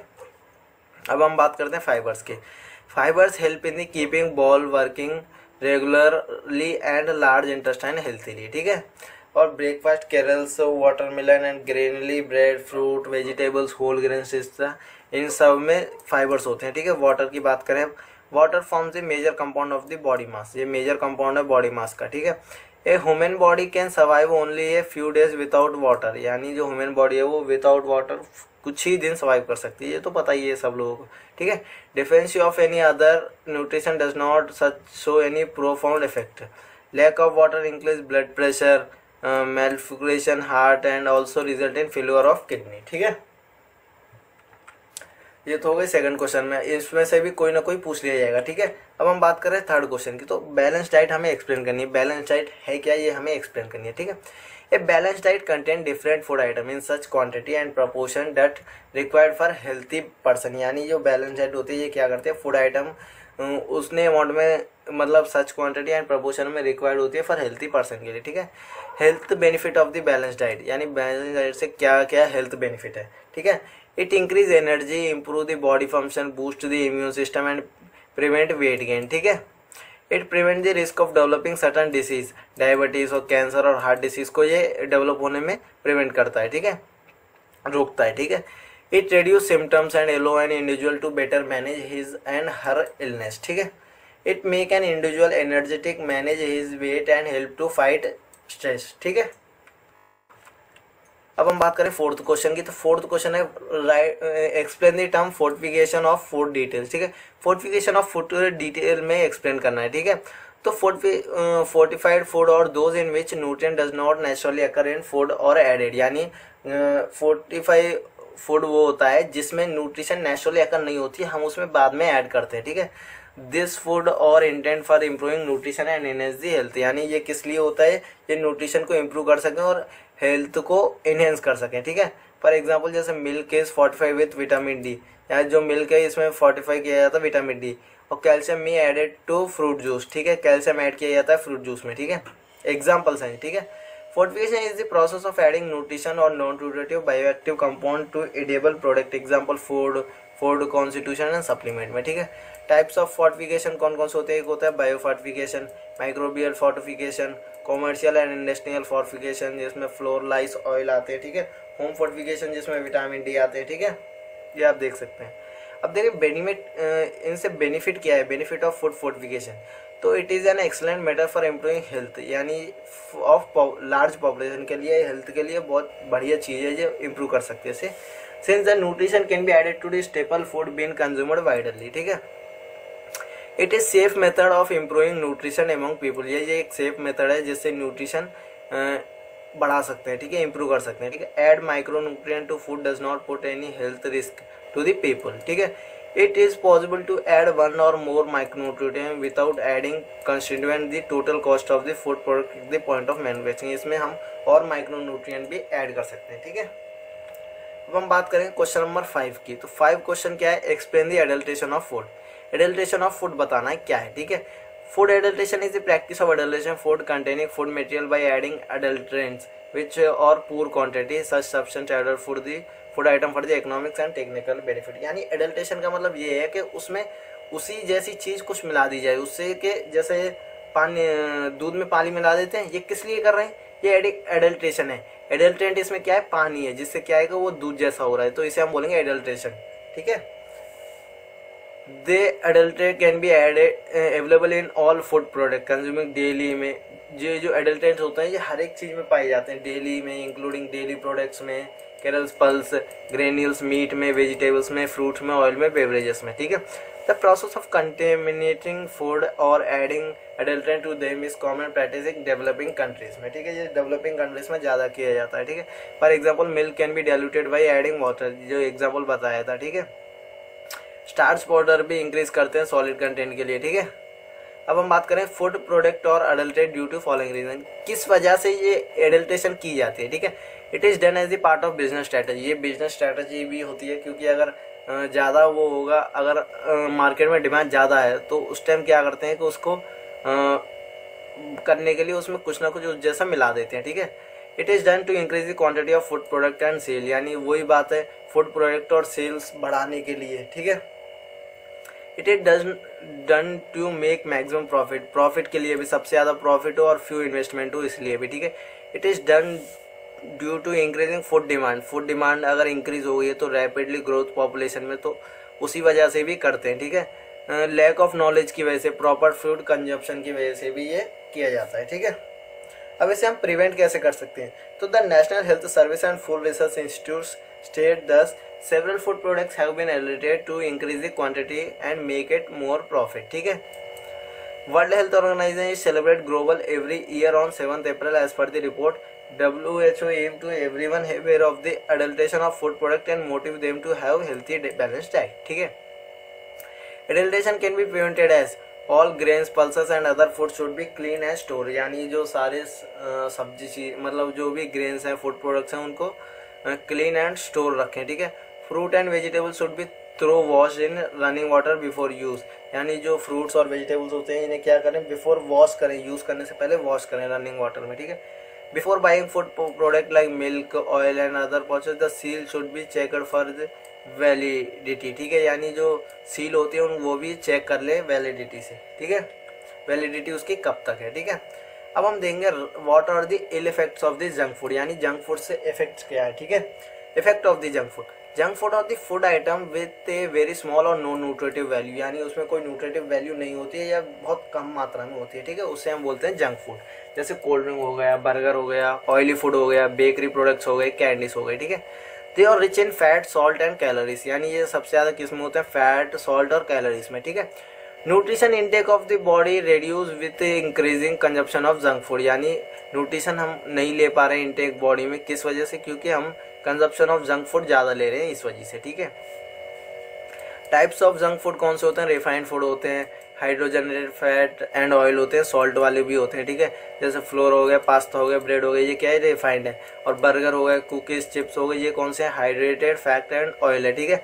और potassium present in the salt help in the balancing body weight, ठीक है। Through excess amount of sodium causes high blood pressure, अगर ज़्यादा हो गया तो उसे क्या है, हाई ब्लड प्रेशर हो जाएगा, ठीक है।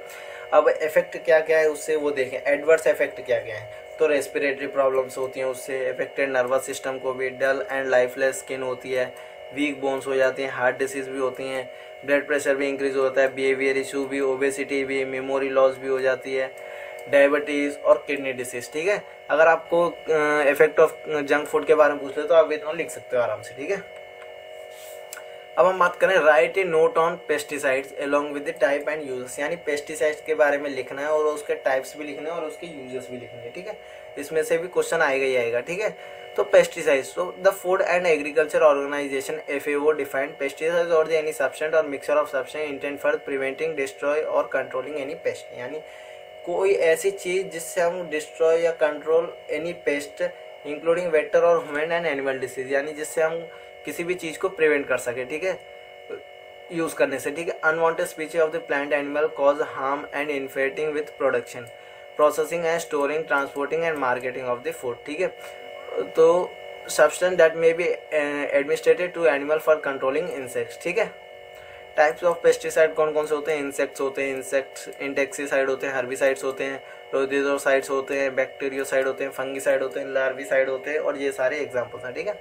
यूजेस क्या है? The major advantage of pesticide to safe farming by protecting crop from the insect and other pest, यानी सेफ फार्मिंग करें, प्रोटेक्ट करें किससे? इंसेक्ट्स और अदर पेस्ट से, ठीक है।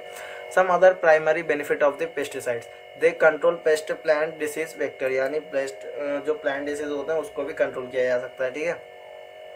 They control human livestock disease vector and nuisance organisms, ठीक है। They control organisms that may harm other human activity and structure, ठीक है। इफेक्ट ऑफ पेस्टिसाइड कौन कौन से हैं? The toxic chemical present in the pesticides are purpose release in the environment, यानी जो उसमें टॉक्सिक सब्सटेंस होते हैं वो कभी कभार क्या है कि एनवायरनमेंट में रिलीज होते हैं, वो उससे प्रॉब्लम होती है, ठीक है। Each pesticide is enacted to kill a certain pest, still a large number of pesticide do not react their target, यानी उसमें क्या है कि बहुत सारे ऐसे भी पेस्टिसाइड हैं जो अपने टारगेट को रीच नहीं कर पाते, ठीक है। इवेंटली enter in the air, water, segmentation and every food, ठीक है। अब हम बात करेंगे क्वेश्चन नंबर 8 की। तो क्वेश्चन नंबर 8 क्या है कि न्यूट्रिकल्स हमें बताने और उसकी क्लासिफिकेशन करनी है। तो आप देख सकते हो न्यूट्रिकल्स का मतलब है कि from nutrition he defines that nutrition as a substance that is considered as a food or it part which provide nutritive value and other benefit, ठीक है, including disease preventing or health promotion, ठीक है। Classification देख सकते हैं, according to food है, mechanism to exchange है, according to chemical nature है, और ये higher content of the specific food. According to हम फूड सोर्स देखें तो एग्जांपल्स देख सकते हैं, प्लांट है, एस्कॉर्बिक एसिड है, ठीक है, ये सारे हैं। और एनिमल्स से कॉन्जेनिटल लिग्नोइक एसिड है, ठीक है। माइक्रोब्स में देखें तो ईस्ट है, लैक्टोबैसिलस है। बेनिफिट क्या है इससे? They help people to live longer, यानी इससे क्या हेल्प होती है? पीपल, आदमी मतलब जो इंडिविजुअल हो वो ज़्यादा दिन तक जी सकता है, ठीक है। They help people to avoid specific medicinal condition, यानी उस मेडिसिनल कंडीशन को वो अवॉइड कर सकता है, ठीक है। Psychological benefit by doing something for one self, ठीक है। अब हम बात करेंगे 9th क्वेश्चन की। तो what is the dietary of the food supplement? Dietary या फूड सप्लीमेंट क्या कहते हैं, ठीक है। Dietary or food supplement, the dietary supplement health education act of 1994 defined dietary supplement are the product intend to supplement the direct diet to enhance health, ठीक है। Health में जो एनहेंस करने के लिए, जैसे सप्लीमेंट हो गए, इंक्लूड उसमें vitamin, minerals, amino acid, enzyme, herbs, उसमें सब चीज़ हो जिससे क्या है कि हेल्थ की एनहेंसमेंट हो सके, ठीक है। टाइप्स देखें तो नेचुरल है, सेमी सिंथेसिस है, सिंथेसिस है, ठीक है। और बेनिफिट्स की बात करें तो they risk of evolving chronical age related disease जैसे कैंसर, हार्ट डिसीज, इनसे भी ये रेड्यूस होते हैं, ठीक है। इम्प्रूव द इम्यून सिस्टम को इम्प्रूव करता है, ठीक है। They cure reduce symptoms of the non defensive disease like clinical depression, arthritis, ठीक है। और they facilitate to intake during period of increasing a condition of pregnancy, illness और old age में भी, ठीक है। दे फैसिलिटेट एथलेटिक परफॉर्मेंस, ठीक है। अब बात करें क्वेश्चन नंबर 10 की। तो क्वेश्चन नंबर 10 है write the note on GM, यानी GM है genetically modified food, also positive and negative impact of GM, यानी ये क्वेश्चन भी कंफर्म आएगा ही आएगा, यानी GM के बारे में बताना है आपको। जेनेटिकली मॉडिफाइड फूड क्या है और उसके पॉजिटिव और नेगेटिव इम्पैक्ट क्या क्या है, ठीक है। तो हम बात करते हैं। तो genetical modified food are the derived from the organization whose genetic material has been modified using modern biotechnology, gene technology, recombination DNA technology and genetic engineering, यानी क्या है कि उससे DNA के उसके जेनेटिक्स मटेरियल को मॉडिफाई करके कुछ नई नई चीज़ बनाई जा रही है, उसके हम बोलेंगे जेनेटिक मॉडिफाइड फूड, ठीक है। Most existing genetically modified food crop has been developing for improving have prevent crop from plant disease and increase the tolerance of herbicide, यानी इससे क्या फ़ायदा होगा कि प्लांट डिसीज़ में भी प्लांट डिसीज़ नहीं भी हो रही हैं, ठीक है। और अच्छा हर्बिसाइड्स, यानी कोई प्लांट के लिए कोई साइड इफेक्ट नहीं है, ठीक है। Because of improving yield and reliability GM food play a vital role reducing of the food price, यानी इससे क्या है कि फूड प्राइस भी रिड्यूस हो जाती है, ठीक है। जेनेटिक मॉडिफाइड फूड, तो पॉजिटिव इम्पैक्ट क्या है इसके, दे फास्टर एंड लो प्राइस होते हैं, ये फास्टर ग्रो हो जाते हैं और लो प्राइस होते हैं, ठीक है। They achieve the desired change in very few generation, इसमें चेंजेस भी देखने को मिल जाते हैं वेरी फ्यू जनरेशन में, ठीक है। They improve the agriculture aid with less labour and cost input, इसमें क्या है कि लेबर भी कम लगती है और कॉस्ट इनपुट भी कम लगता है, ठीक है। They provide benefit to soil of no till farming practice, यानी ये सॉइल को बहुत ज़्यादा बेनिफिट प्रोवाइड करती है, ठीक है।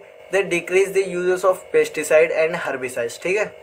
और नेगेटिव इम्पैक्ट किस किस पर है, एनवायरनमेंट पे और हेल्थ पे, ठीक है। ये होगा ये, इसमें इस चैप्टर में हमने 10 क्वेश्चन दिए हैं। इससे क्या है कि आपका क्वेश्चन जो आएगा इस चैप्टर से वो इसी 10 क्वेश्चंस में से आएगा, ठीक है। अगर आपको वीडियो अच्छी लगी हो तो आप अपने फार्मेसी फ्रेंड्स को भी शेयर कर सकते हो, और हमने और चैप्टर्स की वीडियो भी डाली हुई है, तो डिस्क्रिप्शन में लिंक है, वहाँ से देख सकते हो। और इन क्वेश्चन की PDF नोट्स चाहते हो तो fdspharmacy.in से डाउनलोड कर सकते हो वेबसाइट से, नहीं तो डिस्क्रिप्शन में लिंक है, वहाँ से भी कर सकते हो। Hello friends, welcome to FDS pharmacy, ठीक है। तो आज डे 4 है सोशल फार्मेसी का, चैप्टर नंबर 4 हम आज डिस्कस करेंगे, introduction to microbiology and common micro organisms, ठीक है।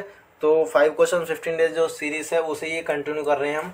अगर आप इन क्वेश्चंस की आप PDF चाहते हो तो हमारी वेबसाइट पर से डाउनलोड कर सकते हो, नहीं तो हमने डिस्क्रिप्शन में लिंक को प्रोवाइड किया है, वहाँ से भी आप डाउनलोड कर सकते हो, ठीक है। स्टार्ट करते हैं, चलो। तो इसमें पहला क्वेश्चन ये है कि हमें 3 टर्म डिफाइन करने हैं। एक डिफाइन द टर्म माइक्रोबायोलॉजी क्या है, माइक्रो ऑर्गेनिज्म क्या है, एपिडर्मोलॉजी क्या है, ठीक है। तो पहले हम बात करेंगे माइक्रोबायोलॉजी की। तो the branch of life science involving the study of unicellular cellular cluster microorganism is termed as the microbiology, ठीक है। माइक्रोऑर्गेनिज्म को स्टडी को बोलते हैं हम माइक्रोबायोलॉजी, ठीक है। And the specialist of this branch is known as microbiologist, ठीक है। अगर कोई इसमें स्पेशलिस्ट हो तो उसे हम बोलते हैं माइक्रोबायोलॉजिस्ट, ठीक है। Thus, microbiology is a specific area considered as the study of microbes too small and cannot be seen with magnification. यानी इसमें क्या है कि बहुत स्मॉल माइक्रोऑर्गेनिजम्स और जो विदाउट मैग्निफिकेशन नहीं दिखे उनकी स्टडी करते हैं, ठीक है। उसे हम इसमें देखते हैं माइक्रोबायोलॉजी में, ठीक है। The term microbiology was introduced by the Louis Pasteur, ये टर्म किन्होंने दिया था, वो थे लुइस पास्टर, ये फ्रेंच केमिस्ट, ठीक है। स्कोप क्या था माइक्रोबायोलॉजी का, तो प्रोडक्शन ऑफ एंटीबायोटिक्स, यानी एंटीबायोटिक्स का प्रोडक्शन करना, ठीक है। Production of enzymes, vaccines, biosubstance and alcohol, other pharmaceutical product, ठीक है। Diagnosis of disease and the treatment, यानी वो डिसीज को डायग्नोसिस करना और उसका ट्रीटमेंट करने के लिए भी, ठीक है। Identification of the micro organism, micro organism की आइडेंटिफिकेशन के लिए भी, ठीक है। अब हम बात करते हैं माइक्रो ऑर्गेनिज्म क्या है। तो माइक्रो और या microorganism are the microscopic, micro means small, scopic means to see, independently living cells that from colonies, ठीक है। Microorganisms include a large and diverse group of microscopic organs that exist, ये आइए as a single cell or cluster. Example जैसे bacteria हो गया, archaea हो गया, fungi हो गया, एल्की हो गया, प्रोटोजोआ हो गया और हेलमिंथेलिस हो गया, ठीक है। Virus are microscopic organism but no cellular, while bacteria and archaea are the classes है प्रोकैरियोटिक, ठीक है। और क्लासिफिकेशन देखें तो ये बैक्टीरिया, वायरस, एल्गी, फंजा और प्रोटोजोआ में क्लासिफाई है, ठीक है। ये माइक्रो ऑर्गेनिजम्स हैं, ठीक है। अब हम बात करते हैं एपिडर्मोलॉजी क्या है। तो the study of distribution and determination of the health state events in specific population and the application of the control health problem is term epidemiology, यानी डिस्ट्रीब्यूशन और डिटर्मिनेशन ऑफ जो स्टेट यानी स्पेसिफिक पॉपुलेशन में कितनी है उसे बोलते हैं हम एपिडर्मोलॉजी, ठीक है। इससे क्या एप्लीकेशन क्या क्या है, तो स्टडी हिस्ट्री ऑफ डिसीज, यानी हिस्ट्री ऑफ डिसीज को स्टडी किया जा सकता है, ठीक है। कम्युनिटी डायग्नोसिस किए जा सकते हैं। Look at the risk of individual as the affected group और population, assessment, evolution and research, ठीक है। Completing the clinical picture, determine the cause and the source of disease, ठीक है। ये तो हो गया पहला क्वेश्चन, जिसमें आपने देख सकते हो हमने इसमें 3 टर्म डिफाइन किए हैं, यानी एक है माइक्रोबायोलॉजी, माइक्रो ऑर्गेनिजम्स और एपिडर्मोलॉजी, ठीक है। अब हम बात करेंगे सेकंड क्वेश्चन की, ठीक है। तो सेकंड क्वेश्चन क्या है, इसमें हमें ये जो टर्म दिए हैं ये हमें डिफाइन करनी है, ठीक है। यानी इसमें से कोई ना कोई टर्म तो आपको पूछा ही जाएगा और ये एग्जाम में कंफर्म है 110%, ठीक है। कितना? 110% ये कंफर्म है। या तो एपिडेमिक के बारे में आ जाएगा, या तो पेंडेमिक के बारे में, एंडेमिक के बारे में, मोड ऑफ ट्रांसमिशन क्या होता है, क्वारंटाइन क्या होता है, आइसोलेशन क्या होता है, इंक्लोबेशन पीरियड क्या होता है, या कॉन्टेक्ट ट्रेशन क्या होता है, ठीक है। तो पहले बात करें एपिडेमिक की, ठीक है। तो epidemic it refers to an increase or often sudden in the number of cases disease above what is normally expected in the population in the area। यानी एक पर्टिकुलर एरिया में हमने स्किप्ट किया था, मतलब नॉर्मल प्रिडिक्शन किया था, अगर उससे ज़्यादा हो जाते हैं तो उसे हम बोलेंगे एपिडेमिक, ठीक है। एपिडेमिक यानी एकदम बढ़ गई, ठीक है। पेंडेमिक क्या है? It is a disease outbreak that spread across the country. अगर कोई डिसीज जो अक्रॉस द कंट्री या कॉन्टिनेंट अगर फैल गई है तो उसे हम बोलेंगे पेंडेमिक, ठीक है। एपिडेमिक के बारे में पता चल गया, यानी कोई भी डिसीज हमने सोची नहीं थी उससे ज़्यादा हो गई या फैल गई तो उसे हम बोलेंगे, केसेस ज़्यादा मिल रहे तो उसे एपिडेमिक बोलेंगे।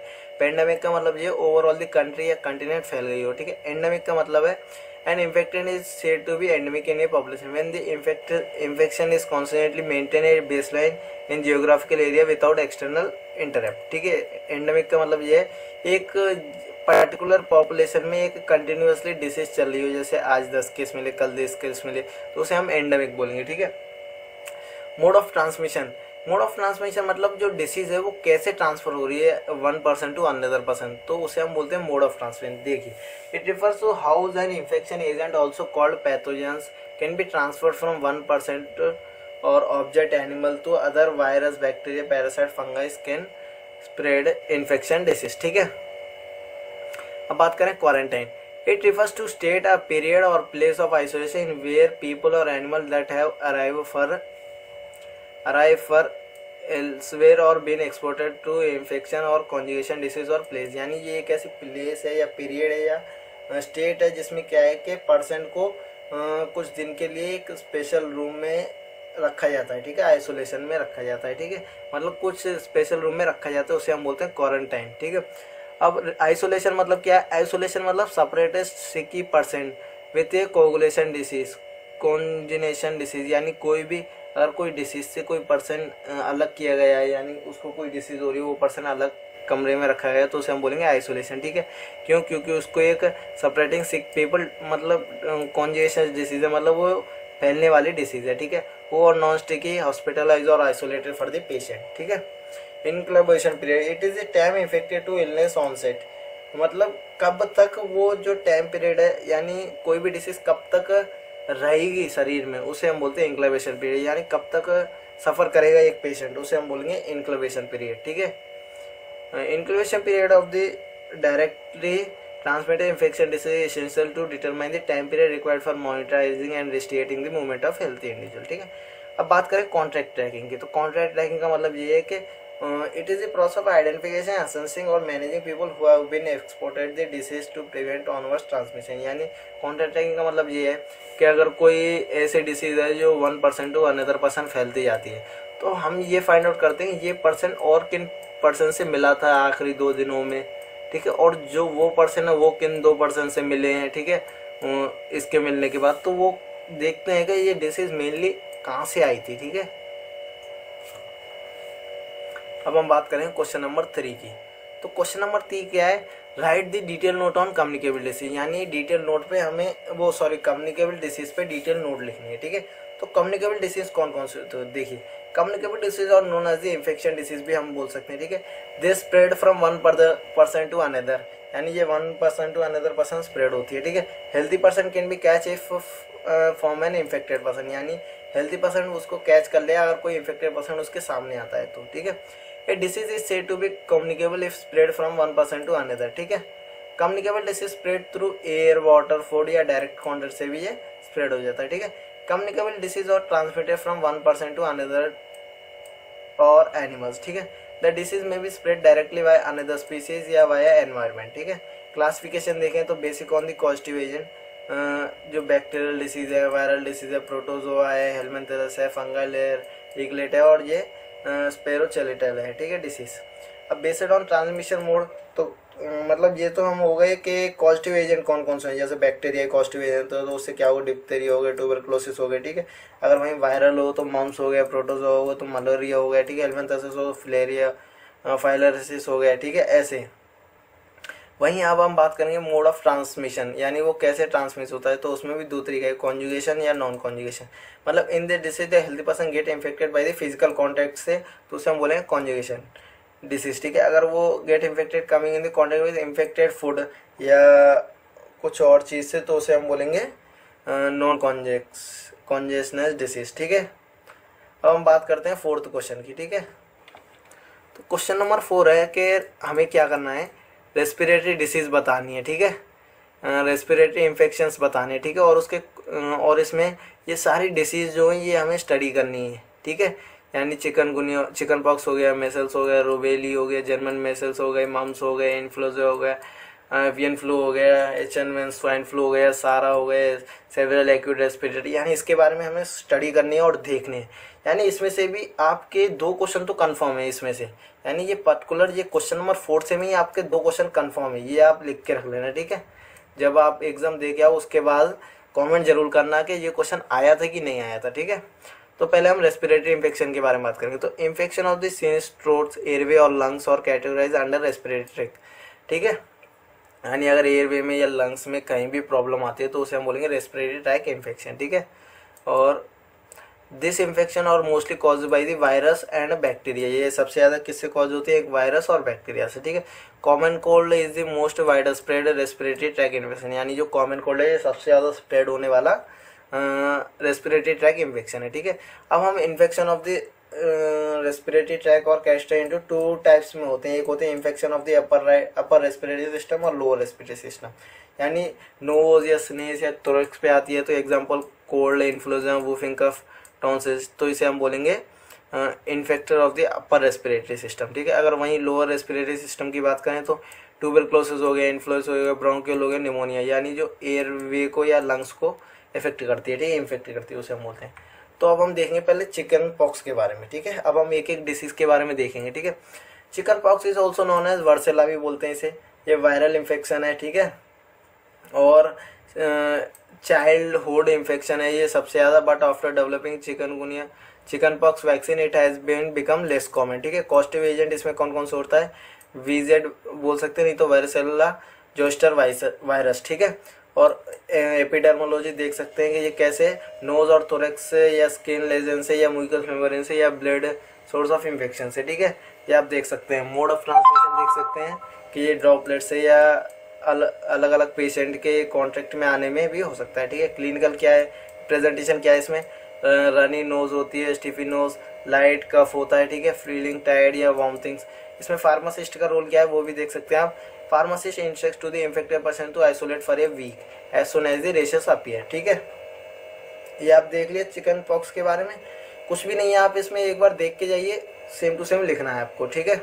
अब यही मेसेज की बात करें तो it is an active highly infective viral disease characterized by the fever and small red spots on the entire body, ठीक है। और इसके कॉस्टिव है RNA पैरामोनिक्स वायरस, ठीक है। और एपिडर्मोलॉजी आप देख सकते हो सेम, मोड ऑफ ट्रांसमिशन भी देख सकते हो, और क्लिनिकल प्रेजेंटेशन भी आप देख सकते हो, ठीक है। और रोल ऑफ फार्मासिस्ट भी आप इसमें से देख सकते हो, ठीक है। बहुत ही आसान है, इसमें कोई अलग चीज़ नहीं है, ठीक है। अब मैं बात करें जर्मन मेसल्स की या रूबेलिया की, तो is a conjugative viral infection है, best is known as distinctive red rashes, ठीक है। जर्मन में से रूबेलिया वायरस से, ठीक है, ये किससे होता है, रूबेलिया वायरस से। और एपिडर्मोलॉजी देख सकते हो आप, मोड ऑफ ट्रांसमिशन भी देख सकते हो, क्लिनिकल प्रेजेंटेशन भी देख सकते हो, और रोल ऑफ फार्मासिस्ट भी आप देख सकते हो, ठीक है। अब हम बात करते हैं मम्स की, ठीक है। Mumps is a vital infection that mainly occur in salivary gland present near the ear, यानी ये सबसे मेनली कहाँ होते हैं, ये सलाइवरी ग्लैंड के पास होते हैं जो नियर ईयर के पास है, ठीक है। It causes swelling both of the salivary gland, यानी सूजन आ जाती है, जैसे गाल सूज बोलते हैं, गाल सूज, उसे ही हम मम्स बोलते हैं, ठीक है। ईयर, इससे प्रॉब्लम क्या होती है, कम सुनाई देता है, ठीक है, और कुछ प्रॉब्लम भी होते हैं, ठीक है, कॉम्प्लिकेशन भी होते हैं, ठीक है। कॉस्टिव एजेंट कौन सा है इसका कॉस्टिव एजेंट है पैरामोक्सा वायरस, ठीक है, ठीक है।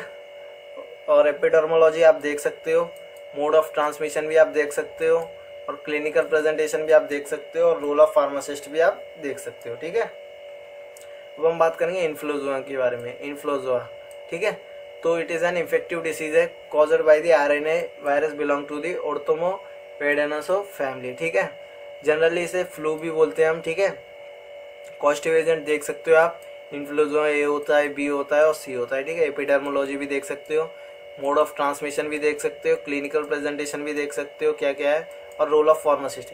इसे मैं डिटेल में मतलब इतना एक्सप्लेन क्यों नहीं कर रहा हूँ, क्योंकि आपको पता है एपिडर्मोलॉजी में क्या क्या होता है, मोड ऑफ ट्रांसमिशन में क्या क्या लिखा जाना है, वो कैसे ट्रांसफर होगा, क्लिनिकल प्रेजेंटेशन में उसमें क्या क्या फीवर आता है, हेडेक होता है, ऐसे रोल ऑफ फार्मासिस्ट भी आप लिख सकते हो। ठीक है, अब बात करेंगे एवियन फ्लू या बर्ड फ्लू। तो disease does occur due to infection with avian bird influenza flu.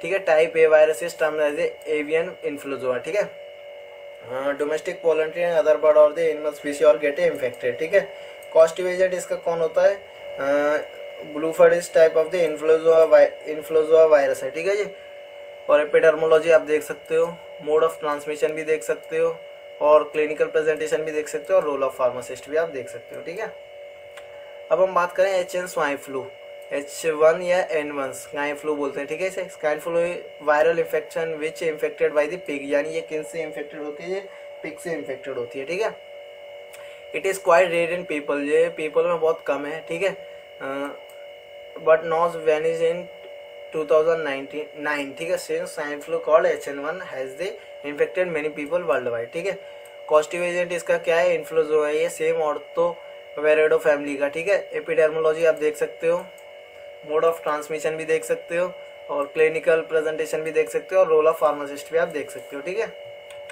अब हम बात करेंगे सारा, यानी सेवियर एक्यूट रेस्पिरेटरी सिम्पटम, यानी सारा is a example of the communicable disease caused by the virus. ठीक है, ये वायरस से कॉज होती है। ठीक है, SARS virus is the new strain of the corona virus, यानी जो सारा वायरस है ये न्यू स्टेन है कोरोना वायरस का। ठीक है, it is generally structure consider different known as the corona virus. ठीक है, ये पेशेंट सारा में एक्सपीरियंस सिम्टम्स लाइक फीवर होता है, इसमें चिल, हेडेक होती है, डिजनेस, नोज। ठीक है, और कॉस्टिव एजेंट कौन कौन सा है, कॉस्टिव एजेंट इसमें कौन है, कोरोना वायरस का फैमिली से ही ये बिलोंग करता है। ठीक है, एपिडर्मोलॉजी देख सकते हो, मोड ऑफ ट्रांसमिशन देख सकते हो, क्लिनिकल प्रेजेंटेशन भी देख सकते हो, और रोल ऑफ फार्मासिस्ट भी आप देख सकते हो। ठीक है, अब हम बात करें मिडिल ईस्ट रेस्पिरेटरी सिम्टम के बारे में। तो disease that affected by the respiratory system से इफेक्टेड होती है बाय द कोरोना वायरस। ठीक है, ये भी कोरोना वायरस से ही है। ठीक है, सेम इसमें भी कभी कभार डेथ भी हो जाती है। ठीक है, इसमें कॉस्टिव एजेंट कौन सा है, same strain of the corona virus का स्टेन है, known as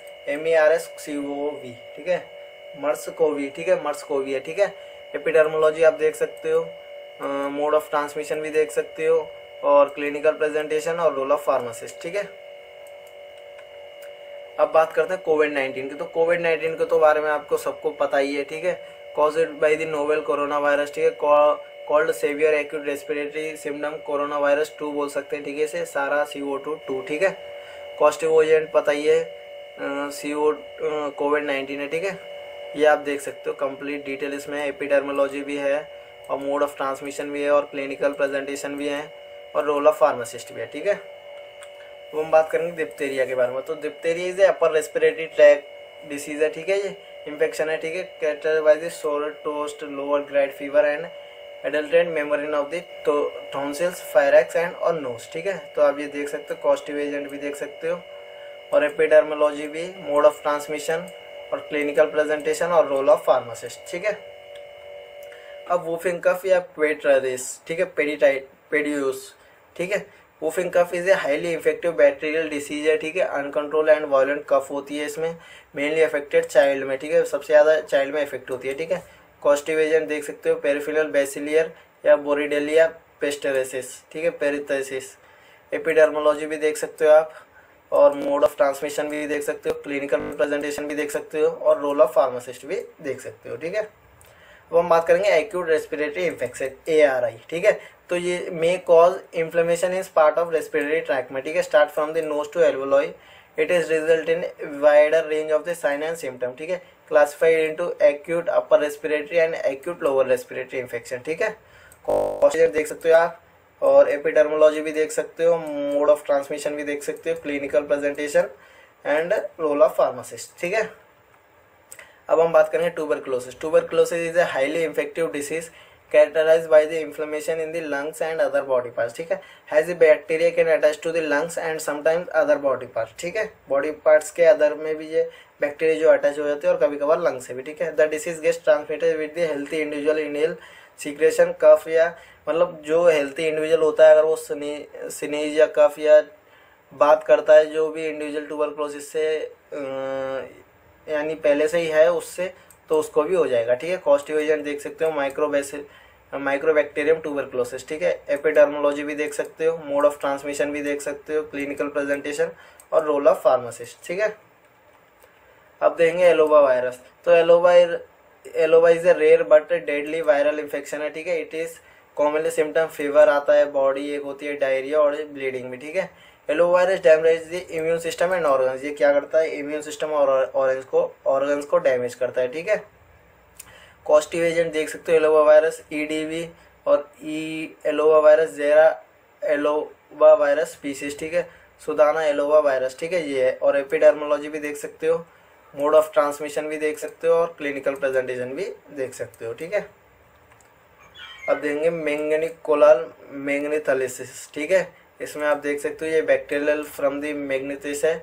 it is serious infection from the thin lining surrounding brain and spinal cord में। ठीक है, कॉस्टिव एजेंट देख सकते हो नेस्लर मैग्नेथाइलिस। ठीक है, एपिडर्मोलॉजी भी देख सकते हो, क्लिनिकल प्रेजेंटेशन और रोल ऑफ फार्मासिस्ट। ठीक है, अब हम बात करेंगे क्वेश्चन नंबर 5 की।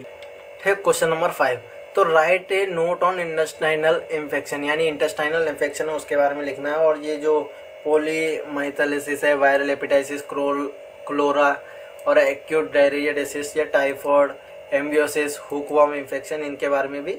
और इसमें से भी कह रहा हूँ, इसमें से भी एक क्वेश्चन आपका कंफर्म है। ठीक है, इसमें से भी एक क्वेश्चन आपका कंफर्म है, कोई ना कोई इन्फेक्शन के बारे में पूछ लिया जाएगा। ठीक है, intestinal infection of the gastrointestinal tract and mainly caused by the diarrhoea और कैस्टर अंडर द इंटेस्टाइनल, यानी इन्फेक्शन यानी इंटेस्टाइन इन्फेक्शन वो है जो गैस्ट्रोइंटेस्टाइन ट्रैक में इन्फेक्शन करते हैं। ठीक है, it transmitted to the contaminated food, water या फेशियल मैटर।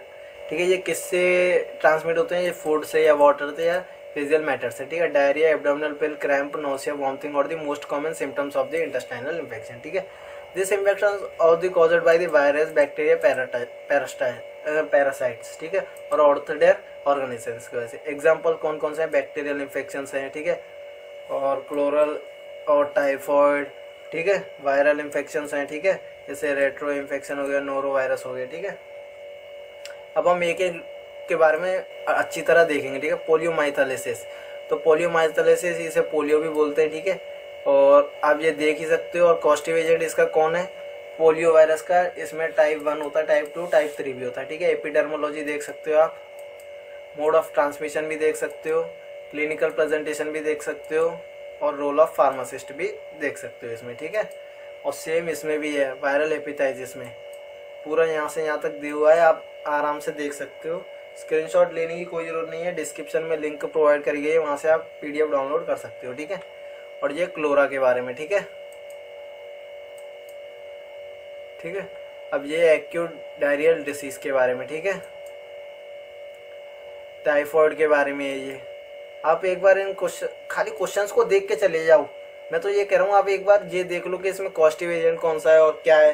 रोल फार्मासिस्ट का रोल तो आप लिख दोगे, क्लिनिकल प्रेजेंटेशन भी लिख दोगे, ट्रांसफर कैसे होता है ये भी लिख दोगे, एपिडर्मोलॉजी भी लिख दोगे।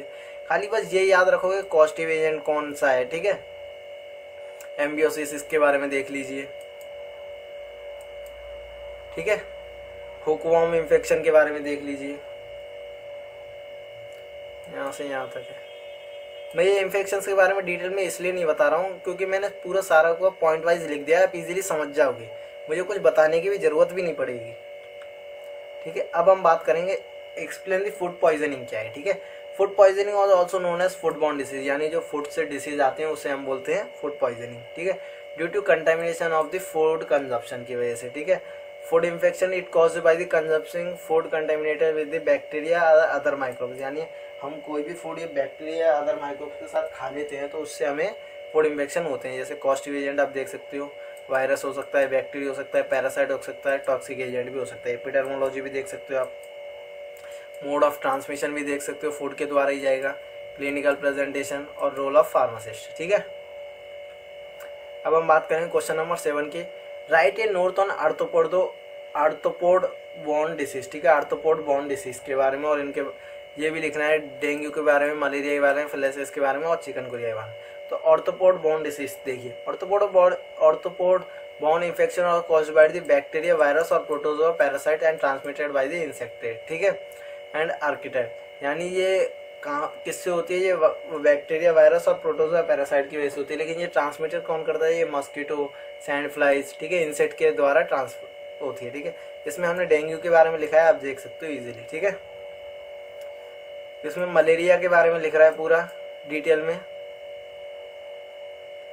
ये फ्लायरसिस के बारे में है। ठीक है, और ये रहा चिकनगुनिया के बारे में। ठीक है, देख लिया चारों के बारे में, इसमें से भी एक क्वेश्चन आपका कंफर्म है। अब हम बात करेंगे surface, explain the surface infection, यानी सरफेस इन्फेक्शन क्या है ये बताना है, और इसके दो है, एक है ट्राइजोमा, एक टिटनस, एक लेप्रोसी। ठीक है, सरफेस इन्फेक्शन देखिए, skin is the largest organ of the body function, ये पता ही है, first line of the defence भी है। Skin protect from the various infection but sometime become infected itself. ठीक है, यानी ये वेरियस इन्फेक्टेड तो बचाती है, वेरियस इन्फेक्शन से बचाती भी, लेकिन ये कभी कभार क्या है, ये खुद भी इन्फेक्टेड हो जाती है। देख, skin get infected from various germs, ये वेरियस जर्म से इन्फेक्टेड हो जाते हैं। ठीक है, सफर फ्रॉम द वाइड और सीरियस सिम्टम्स भी होते हैं इसके। ठीक है, बैक्टीरियल स्किन इन्फेक्शन होते हैं, vital skin infection, fungal skin infection भी। ठीक है, इनके बारे में आप देख सकते हो, पहले मैंने इसमें लिखा हुआ है ट्रागोमा के बारे में। ठीक है, ये टिटनस के बारे में लिखा हुआ है। ठीक है, ये लेप्रोसी के बारे में लिखा हुआ है। ठीक है, अब हम बात करेंगे सेक्सुअल ट्रांसमिटेड डिसीज के बारे में, तो आप जानते होंगे, 10th 12th में भी आपने पढ़ा होगा। ठीक है, तो इसमें तो कोई बताने की जरूरत भी नहीं है, बस मैंने ये पैटर्न लिख दिया है कि अगर क्वेश्चन आ जाता है तो आपको आंसर लिखना कैसे। ठीक है, तो क्वेश्चन क्या है, explain the sexual transmitted disease and causative agent और एपिडर्मोलॉजी, ये लिखनी है सिपिल्स के और HIV की। ठीक है, ये सिपिल्स के है और ये HIV का है। ठीक है, HIV तो पता ही है आपको। ठीक है, यहाँ से यहाँ तक आप लिख देना, रोल ऑफ फार्मासिस्ट और क्लिनिकल और ये। ठीक है, ये वीडियो यहीं पे कंप्लीट होती है। अगर आप इन क्वेश्चंस का PDF चाहते हो तो हमने हमारी वेबसाइट पर भी है, और हमने डिस्क्रिप्शन में लिंक भी दिया हुआ है, वहाँ से भी जाके डाउनलोड कर सकते हो। ठीक है, और अगर प्रीवियस चैप्टर्स की वीडियो देखना चाहते हो, डिस्क्रिप्शन में लिंक है, वहाँ से भी आप। Hello friends, welcome to FDS pharmacy. तो आज डे 5 है, सोशल फार्मेसी का चैप्टर नंबर 5 आज हम डिस्कस करेंगे। जो हमने 5 क्वेश्चन 15 डेज स्टार्ट की थी, उसका डे 5 है आज। ठीक है, अगर आप और इन क्वेश्चंस प्रीवियस चैप्टर्स के वीडियो चाहते हो तो डिस्क्रिप्शन में लिंक है, वहाँ से डाउनलोड कर सकते हो। और अगर आप इन क्वेश्चंस का PDF चाहते हो तो हमारे वेबसाइट पर से डाउनलोड कर सकते हो, नहीं तो डिस्क्रिप्शन में लिंक है, वहाँ से भी आप डाउनलोड कर सकते हो। ठीक है, तो वीडियो को स्टार्ट करते हैं। तो चैप्टर नंबर 5 का पहला क्वेश्चन है कि right the detail note on health system in India, यानी हेल्थ सिस्टम इंडिया में कैसा, उसके ऊपर नोट लिखना है। ठीक है, According to WHO, health system is the sum total of organization, institute and resource whose primary purpose is improve health, यानी जो सारे ऑर्गेनाइजेशन, इंस्टीट्यूट और रिसोर्सेस होते हैं, उसका मेन क्या है कि इम्प्रूव हेल्थ। ठीक है, health system indicate health activities, health programme and medical care providing institute, hospital, clinic and primary health care centre and the policies expired by the government to deliver optimise health care for the citizens. यानी health system का मतलब ये है कि जो भी health से related जो भी प्रोग्राम्स हो रहे हैं या कोई भी मेडिकल केयर प्रोवाइड करी जाए, वो सारी सिटीजन्स तक पहुंचाई जाए कैसे भी करके। ठीक है, health system should be conveys well organise, economical and of a good quality. ठीक है, health system generally include, health system में क्या क्या होता है, ग्रोथ ऑफ हेल्थ पॉलिसीज। ठीक है, define and developing institute of framework with providing health service and range of the service. ठीक है, assigns and organising financial and human resource for its functions. ठीक है, organise, grow and provide the health services. ठीक है, ये तो हो गया पहला क्वेश्चन। अब हम बात करेंगे सेकंड क्वेश्चन के बारे में। तो इसमें क्या है, explain the organisation and function of the central level, state level और डिस्ट्रिक्ट लेवल पे क्या क्या ऑर्गेनाइजेशंस हैं और उनके फंक्शंस क्या क्या हैं। तो पहले देखेंगे organisations and administration of the health system in India.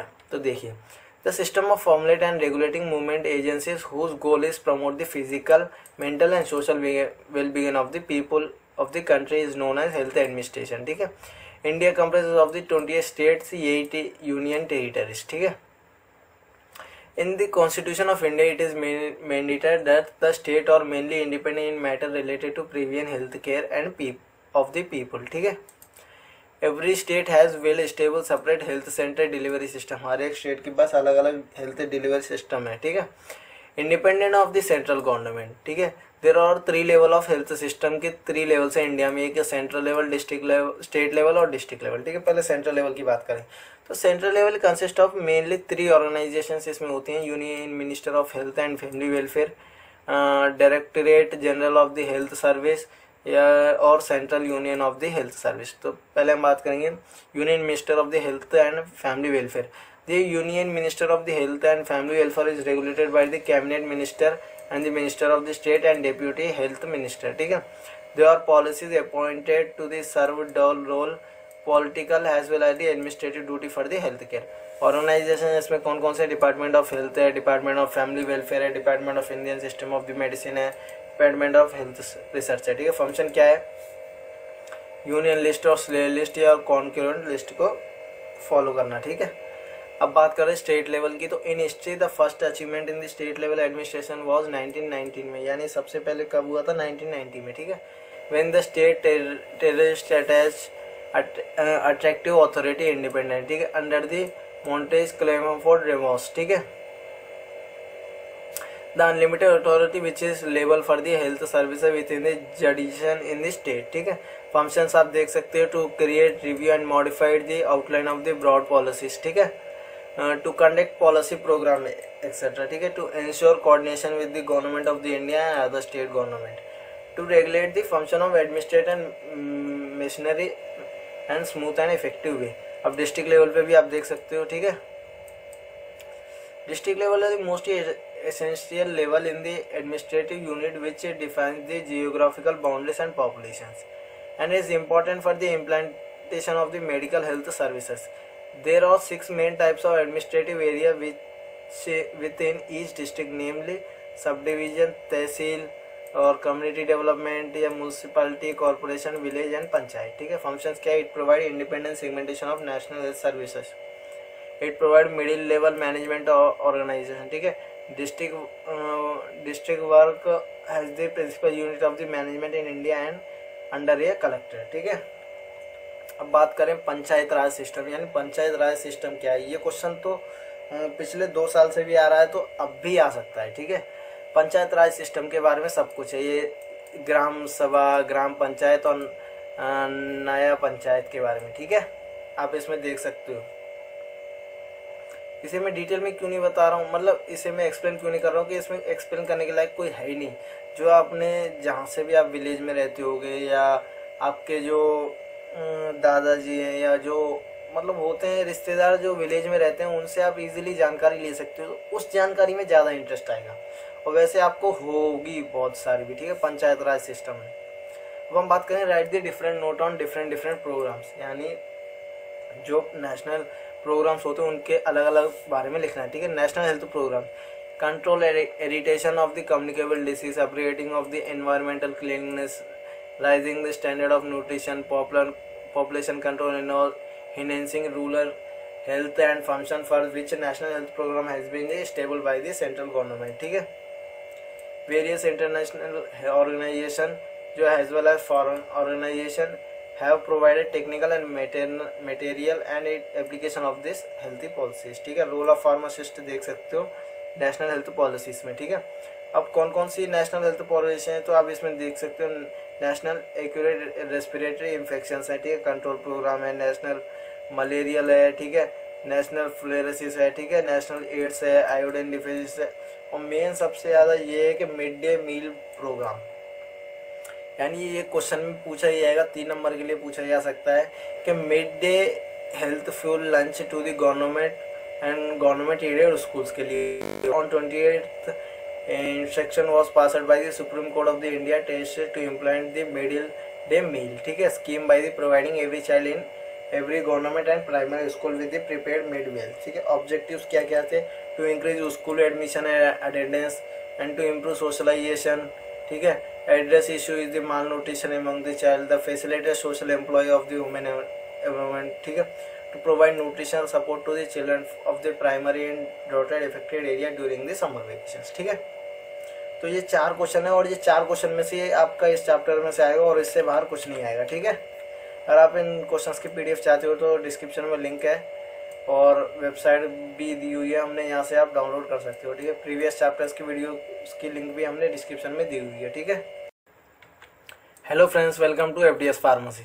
तो 5 क्वेश्चन 15 डेज सीरीज का डे 6 है और चैप्टर हम देखेंगे disaster management, chapter number 6 social pharmacy का। ठीक है, अगर आप इन क्वेश्चंस का पीडीएफ डाउनलोड करना चाहते हो तो हमारी वेबसाइट पर से डाउनलोड कर सकते हो, वरना हमने डिस्क्रिप्शन में लिंक प्रोवाइड करी गई है, वहाँ से भी आप डाउनलोड कर सकते हो। ठीक है, तो चलिए वीडियो को स्टार्ट करते हैं।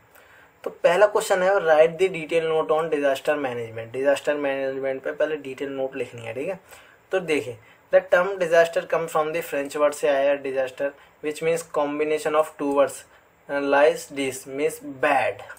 ठीक है, और एस्टर मीन्स है स्टार, बैड स्टार। ठीक है, तो the word refers to bad evil star. ठीक है, through this a very constituent concept of the disaster. A disaster in the context refers to any circulation in which normally in a society is abused, disturbed, result in the wider spread harm to life and properties. ठीक है, disaster management refers to coordination effect to the plant and implemented strategy to irrigate disaster. ठीक है, और advantages क्या है disaster के? Involve predicting for the coming threat and taking priority safe measure to the reduce the disaster effect. ठीक है, ये आप देख सकते हो एडवांटेजेस हैं सारे। ठीक है, ऑफ टाइप ऑफ डिजास्टर देखें तो एक नेचुरल डिजास्टर होता है, नेचुरल हजार्ड्स होता है और नेशनल डिजास्टर होता है। ठीक है, जैसे एर्थक्वेक हो गया, लैंडस्लाइड, साइक्लोटॉन। ठीक है, और ये अलग अलग होते हैं। ठीक है, और नेशनल डिजास्टर भी अलग है। ठीक है, अब हम बात करेंगे सेकंड क्वेश्चन की। तो सेकंड क्वेश्चन में पूछा गया है write the short note on earthquake, यानी इसमें क्या है, एर्थक्वेक के बारे में लिखना है पूरा कि एर्थक्वेक क्या है, कौन कौन सा हमें मेजर लेना चाहिए, या बिफोर एर्थक्वेक क्या करना चाहिए, ड्यूरिंग एर्थक्वेक क्या करना चाहिए, आफ्टर एर्थक्वेक क्या करना चाहिए, वो सारे चीज़ें लिखनी है आपको। ठीक है, जिसमें आप आंसर अब इसमें देख ही सकते हो। ठीक है, देखिए, one of the most dangerous national disaster in is an earthquake which suddenly shake of earth crust. ठीक है, it can be strike at any time of the year, at any hour of day or night, with sudden impact and little warm sign, because of which forecasting become difficult. ठीक है, the vibration of the earthquake has the varied frequency and the acute rupture process lasts for the few seconds. ठीक है, it destroy entire community and also potential to the destabilize the government, economic status and the social structure of the country. ठीक है, effect of the earthquake से क्या क्या effect है वो आप देख सकते हो। ठीक है, डिसीज हो सकते हैं, लैक ऑफ रिसोर्स हो सकते हैं, इंस्टेंशियल कैशुअल हो सकती है। ठीक है, destruction of the national properties, यानी सारी प्रॉपर्टीज टूट जाती हैं। ठीक है, ये है, और ये आप देख सकते हो बिफोर अर्थक्वेक क्या करना चाहिए और आफ्टर अर्थक्वेक क्या करना चाहिए। ठीक है, अब हम बात करेंगे क्वेश्चन नंबर 3 के बारे में। तो write a short note on cyclotron, यानी इसमें साइक्लोटॉन के बारे में लिखना है। तो देखिए, cyclotron is the lower atmospheric pressure और around surrounded by the area surrounded by the high atmospheric pressure area. ठीक है, resulting in the swelling atmosphere disturbance and violence wind moving into the northern hemisphere in anti clock direction and in south hemisphere in clock direction.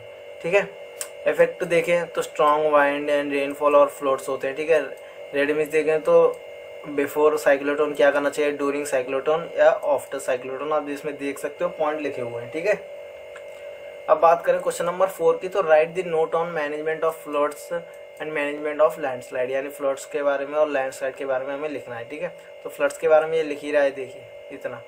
तो floods are the one of the most common natural disaster है। ठीक है, that result in death, बहुत सारी death भी हो जाते हैं। ठीक है, each year over 200 floods related deaths और रिपोर्टेड, यानी 200 ईच ईयर, हर साल में 200 फ्लड रिलेटेड डेथ देखी जाती है। ठीक है, more than half of them involve vehicles as people attempt to drive through flood water. ठीक है, floods can on be destroy house, farm, dispensary, family, pet, livestock, damaging crops, ये सब कुछ हो सकता है, ठीक है, फ्लड से।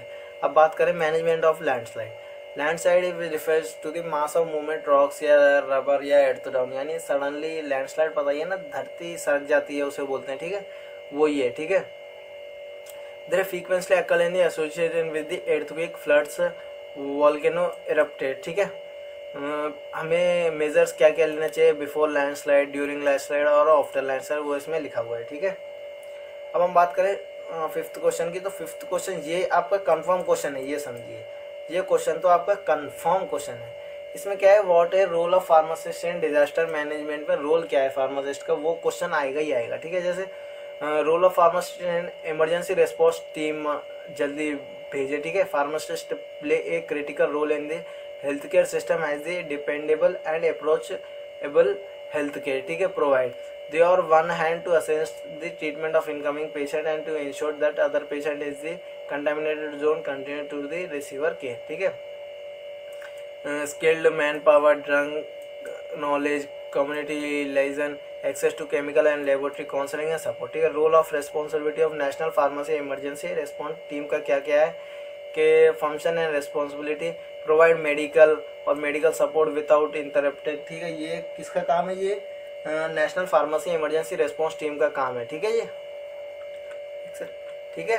ये 5 क्वेश्चन है, आप देख लीजिए, और इनमें से आपके 2 क्वेश्चन कंफर्म है।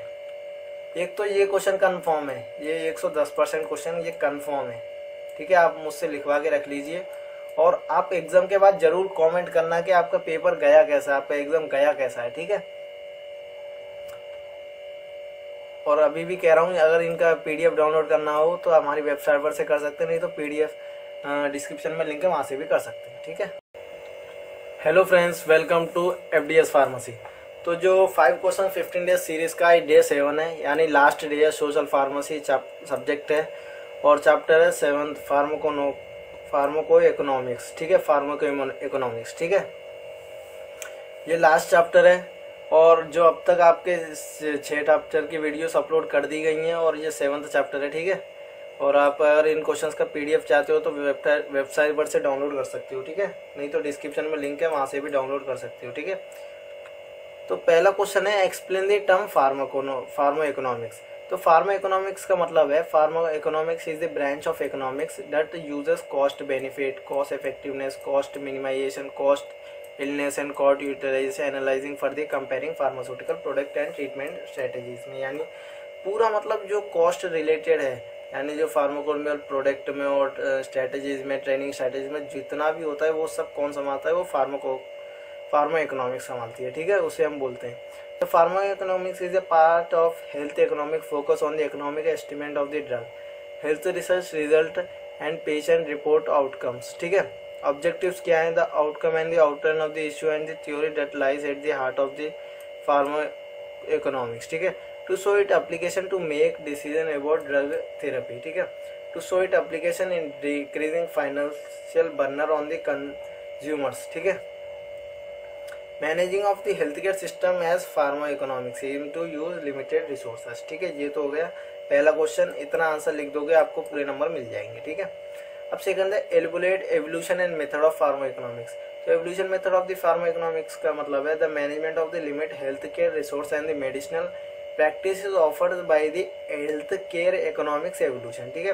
Health care economics help the decision maker to make choice which are compared with the expected consequence result from the adoption of the one strategy over another, ठीक है। The evolution method of the pharmacoeconomics or cost minimization analysis, cost benefit analysis, cost utilize analysis, cost effectiveness analysis, ठीक है। अब हम बात करेंगे third question के बारे में। तो थर्ड क्वेश्चन बहुत आसान है, वो सिर्फ हमें हेल्थ इंश्योरेंस के बारे में लिखना है, ठीक है। पूरे क्वेश्चन में क्या है कि हेल्थ इंश्योरेंस के बारे में लिखना है, और ये क्वेश्चन आपका कंफर्म है। मैं क्या कह रहा हूँ, ये क्वेश्चन आपका 140% कंफर्म है, ठीक है। 140% ये आपका कंफर्म क्वेश्चन है, हेल्थ इंश्योरेंस के बारे में आएगा ही आएगा, ठीक है। तो हेल्थ और the medical insurance offer monetary protection for the hospitalization, medicine and the time of accident and some illness of the requirement of the specific limit, ये तो आपको पता ही इंश्योरेंस क्यों करते हैं, क्योंकि हमें जब इमरजेंसी पर्पस में ज़रूरत हो, जैसे हॉस्पिटलाइजेशन में या मेडिटेशन में, जब हमें मिल जाए एक्सीडेंट के वक्त, ठीक है। हेल्थ इंश्योरेंस पॉलिसी, ये तो आपको सब पता ही है, ये मैं बता नहीं रहा, ये आप देख लेना, इसमें लिखा हुआ है, ठीक है। और क्लासिफिकेशन बात करें तो हेल्थ इंश्योरेंस पॉलिसीज और दी क्लासिफाइड इनटू टू टाइप्स होते हैं, health expensive insurance, disable income insurance, ठीक है। एडवांटेजेस देख सकते हैं और डिसएडवांटेजेस भी देख सकते हैं, ठीक है। अब हम बात करेंगे describe the health maintenance organization, HMO, health maintenance organization और द टाइप ऑफ मैनेज और द हेल्थ इंश्योरेंस प्लान, यानी जो हेल्थ इंश्योरेंस प्लान करते हैं वो ऑर्गेनाइजेशन है, ठीक है। Health care provide which who treat a patient population for a prepaid, ठीक है। फंक्शन आप देख सकते हो, उनका एडवांटेजेस देख सकते हो, डिसएडवांटेजेस देखते हो। मतलब जो ऑर्गेनाइजेशन जो बनाती है हेल्थ केयर पॉलिसीज, उन्हें हम बोलते हैं ऑर्गेनाइजेशन, जो हेल्थ मेंटेनेंस ऑर्गेनाइजेशन होते हैं, ठीक है। उनका क्या क्या काम होता है, क्या फंक्शन है उनका, ठीक है। एडवांटेजेस क्या है, डिसएडवांटेजेस क्या है, सारा कुछ इसमें है, ठीक है। अब हम बात करें 5th क्वेश्चन की, तो इसमें हेल्थ स्पेंडिंग और आउट ऑफ पॉकेट एक्सपेंस, ठीक है। तो पहले हेल्थ स्पेंडिंग की बात करें तो health spending include both medical and non medical expenses होते हैं, उसे हम हेल्थ स्पेंडिंग बोलते हैं, ठीक है। वहीं पे आउट ऑफ पॉकेट एक्सपेंस बताएं तो एम्प्लॉय आउट ऑफ पॉकेट और those cost that must paid in the cash, जो कैश में पे किया जाता है, ठीक है। Employer usually ravage for this expense by the expense reporting cheque payment mechanism, ठीक है। और एग्जांपल देख सकते हो, परचेसिंग गैसोलाइन, पार्किंग टोल्स, ठीक है। एक्सपेंसिव और क्लाइंट बिजनेस लॉन्च, ठीक है। प्रिंसिपल ऑफ एम्प्लॉय इनएक्टिव, ठीक है। एडवांटेजेस भी देख सकते हैं और डिसएडवांटेजेस भी देख सकते हैं। और क्लासिफिकेशन इसकी बात करें हेल्थ स्पेंडिंग की, तो क्लिनिकल सर्विस होते हैं, फिजिकल सर्विस, हॉस्पिटल केयर, ठीक है। और नर्सिंग केयर फैसिलिटीज भी होती हैं, ठीक है। तो आज हमारी जो डे 5 क्वेश्चन और 15 डे सीरीज जो है वो ख़त्म हो रही है सोशल फार्मेसी की, ठीक है। हमने सारे सब्जेक्टों की आपको क्वेश्चंस प्रोवाइड कर दिए हैं, जिससे आप ये कि एग्ज़ाम इजीली क्रैक कर पाओगे, ये कंफर्म है, ठीक है। इन्हीं जो अब तक जो 7 चैप्टर्स में से इंपॉर्टेंट क्वेश्चन दिए, इन्हीं में से पूरा क्वेश्चन पेपर आएगा, इनसे अलग कुछ भी नहीं आएगा। आप इन्हीं को प्रैक्टिस करके जाएं, ठीक है। अगर आप इन क्वेश्चन पेपर की PDF चाहते हो तो डिस्क्रिप्शन में लिंक है, और वेबसाइट पर से भी डाउनलोड कर सकते हो। और प्रीवियस चैप्टर्स की वीडियोस देखना चाहते हो तो डिस्क्रिप्शन में लिंक है, वहाँ से भी आप देख सकते हो, ठीक है।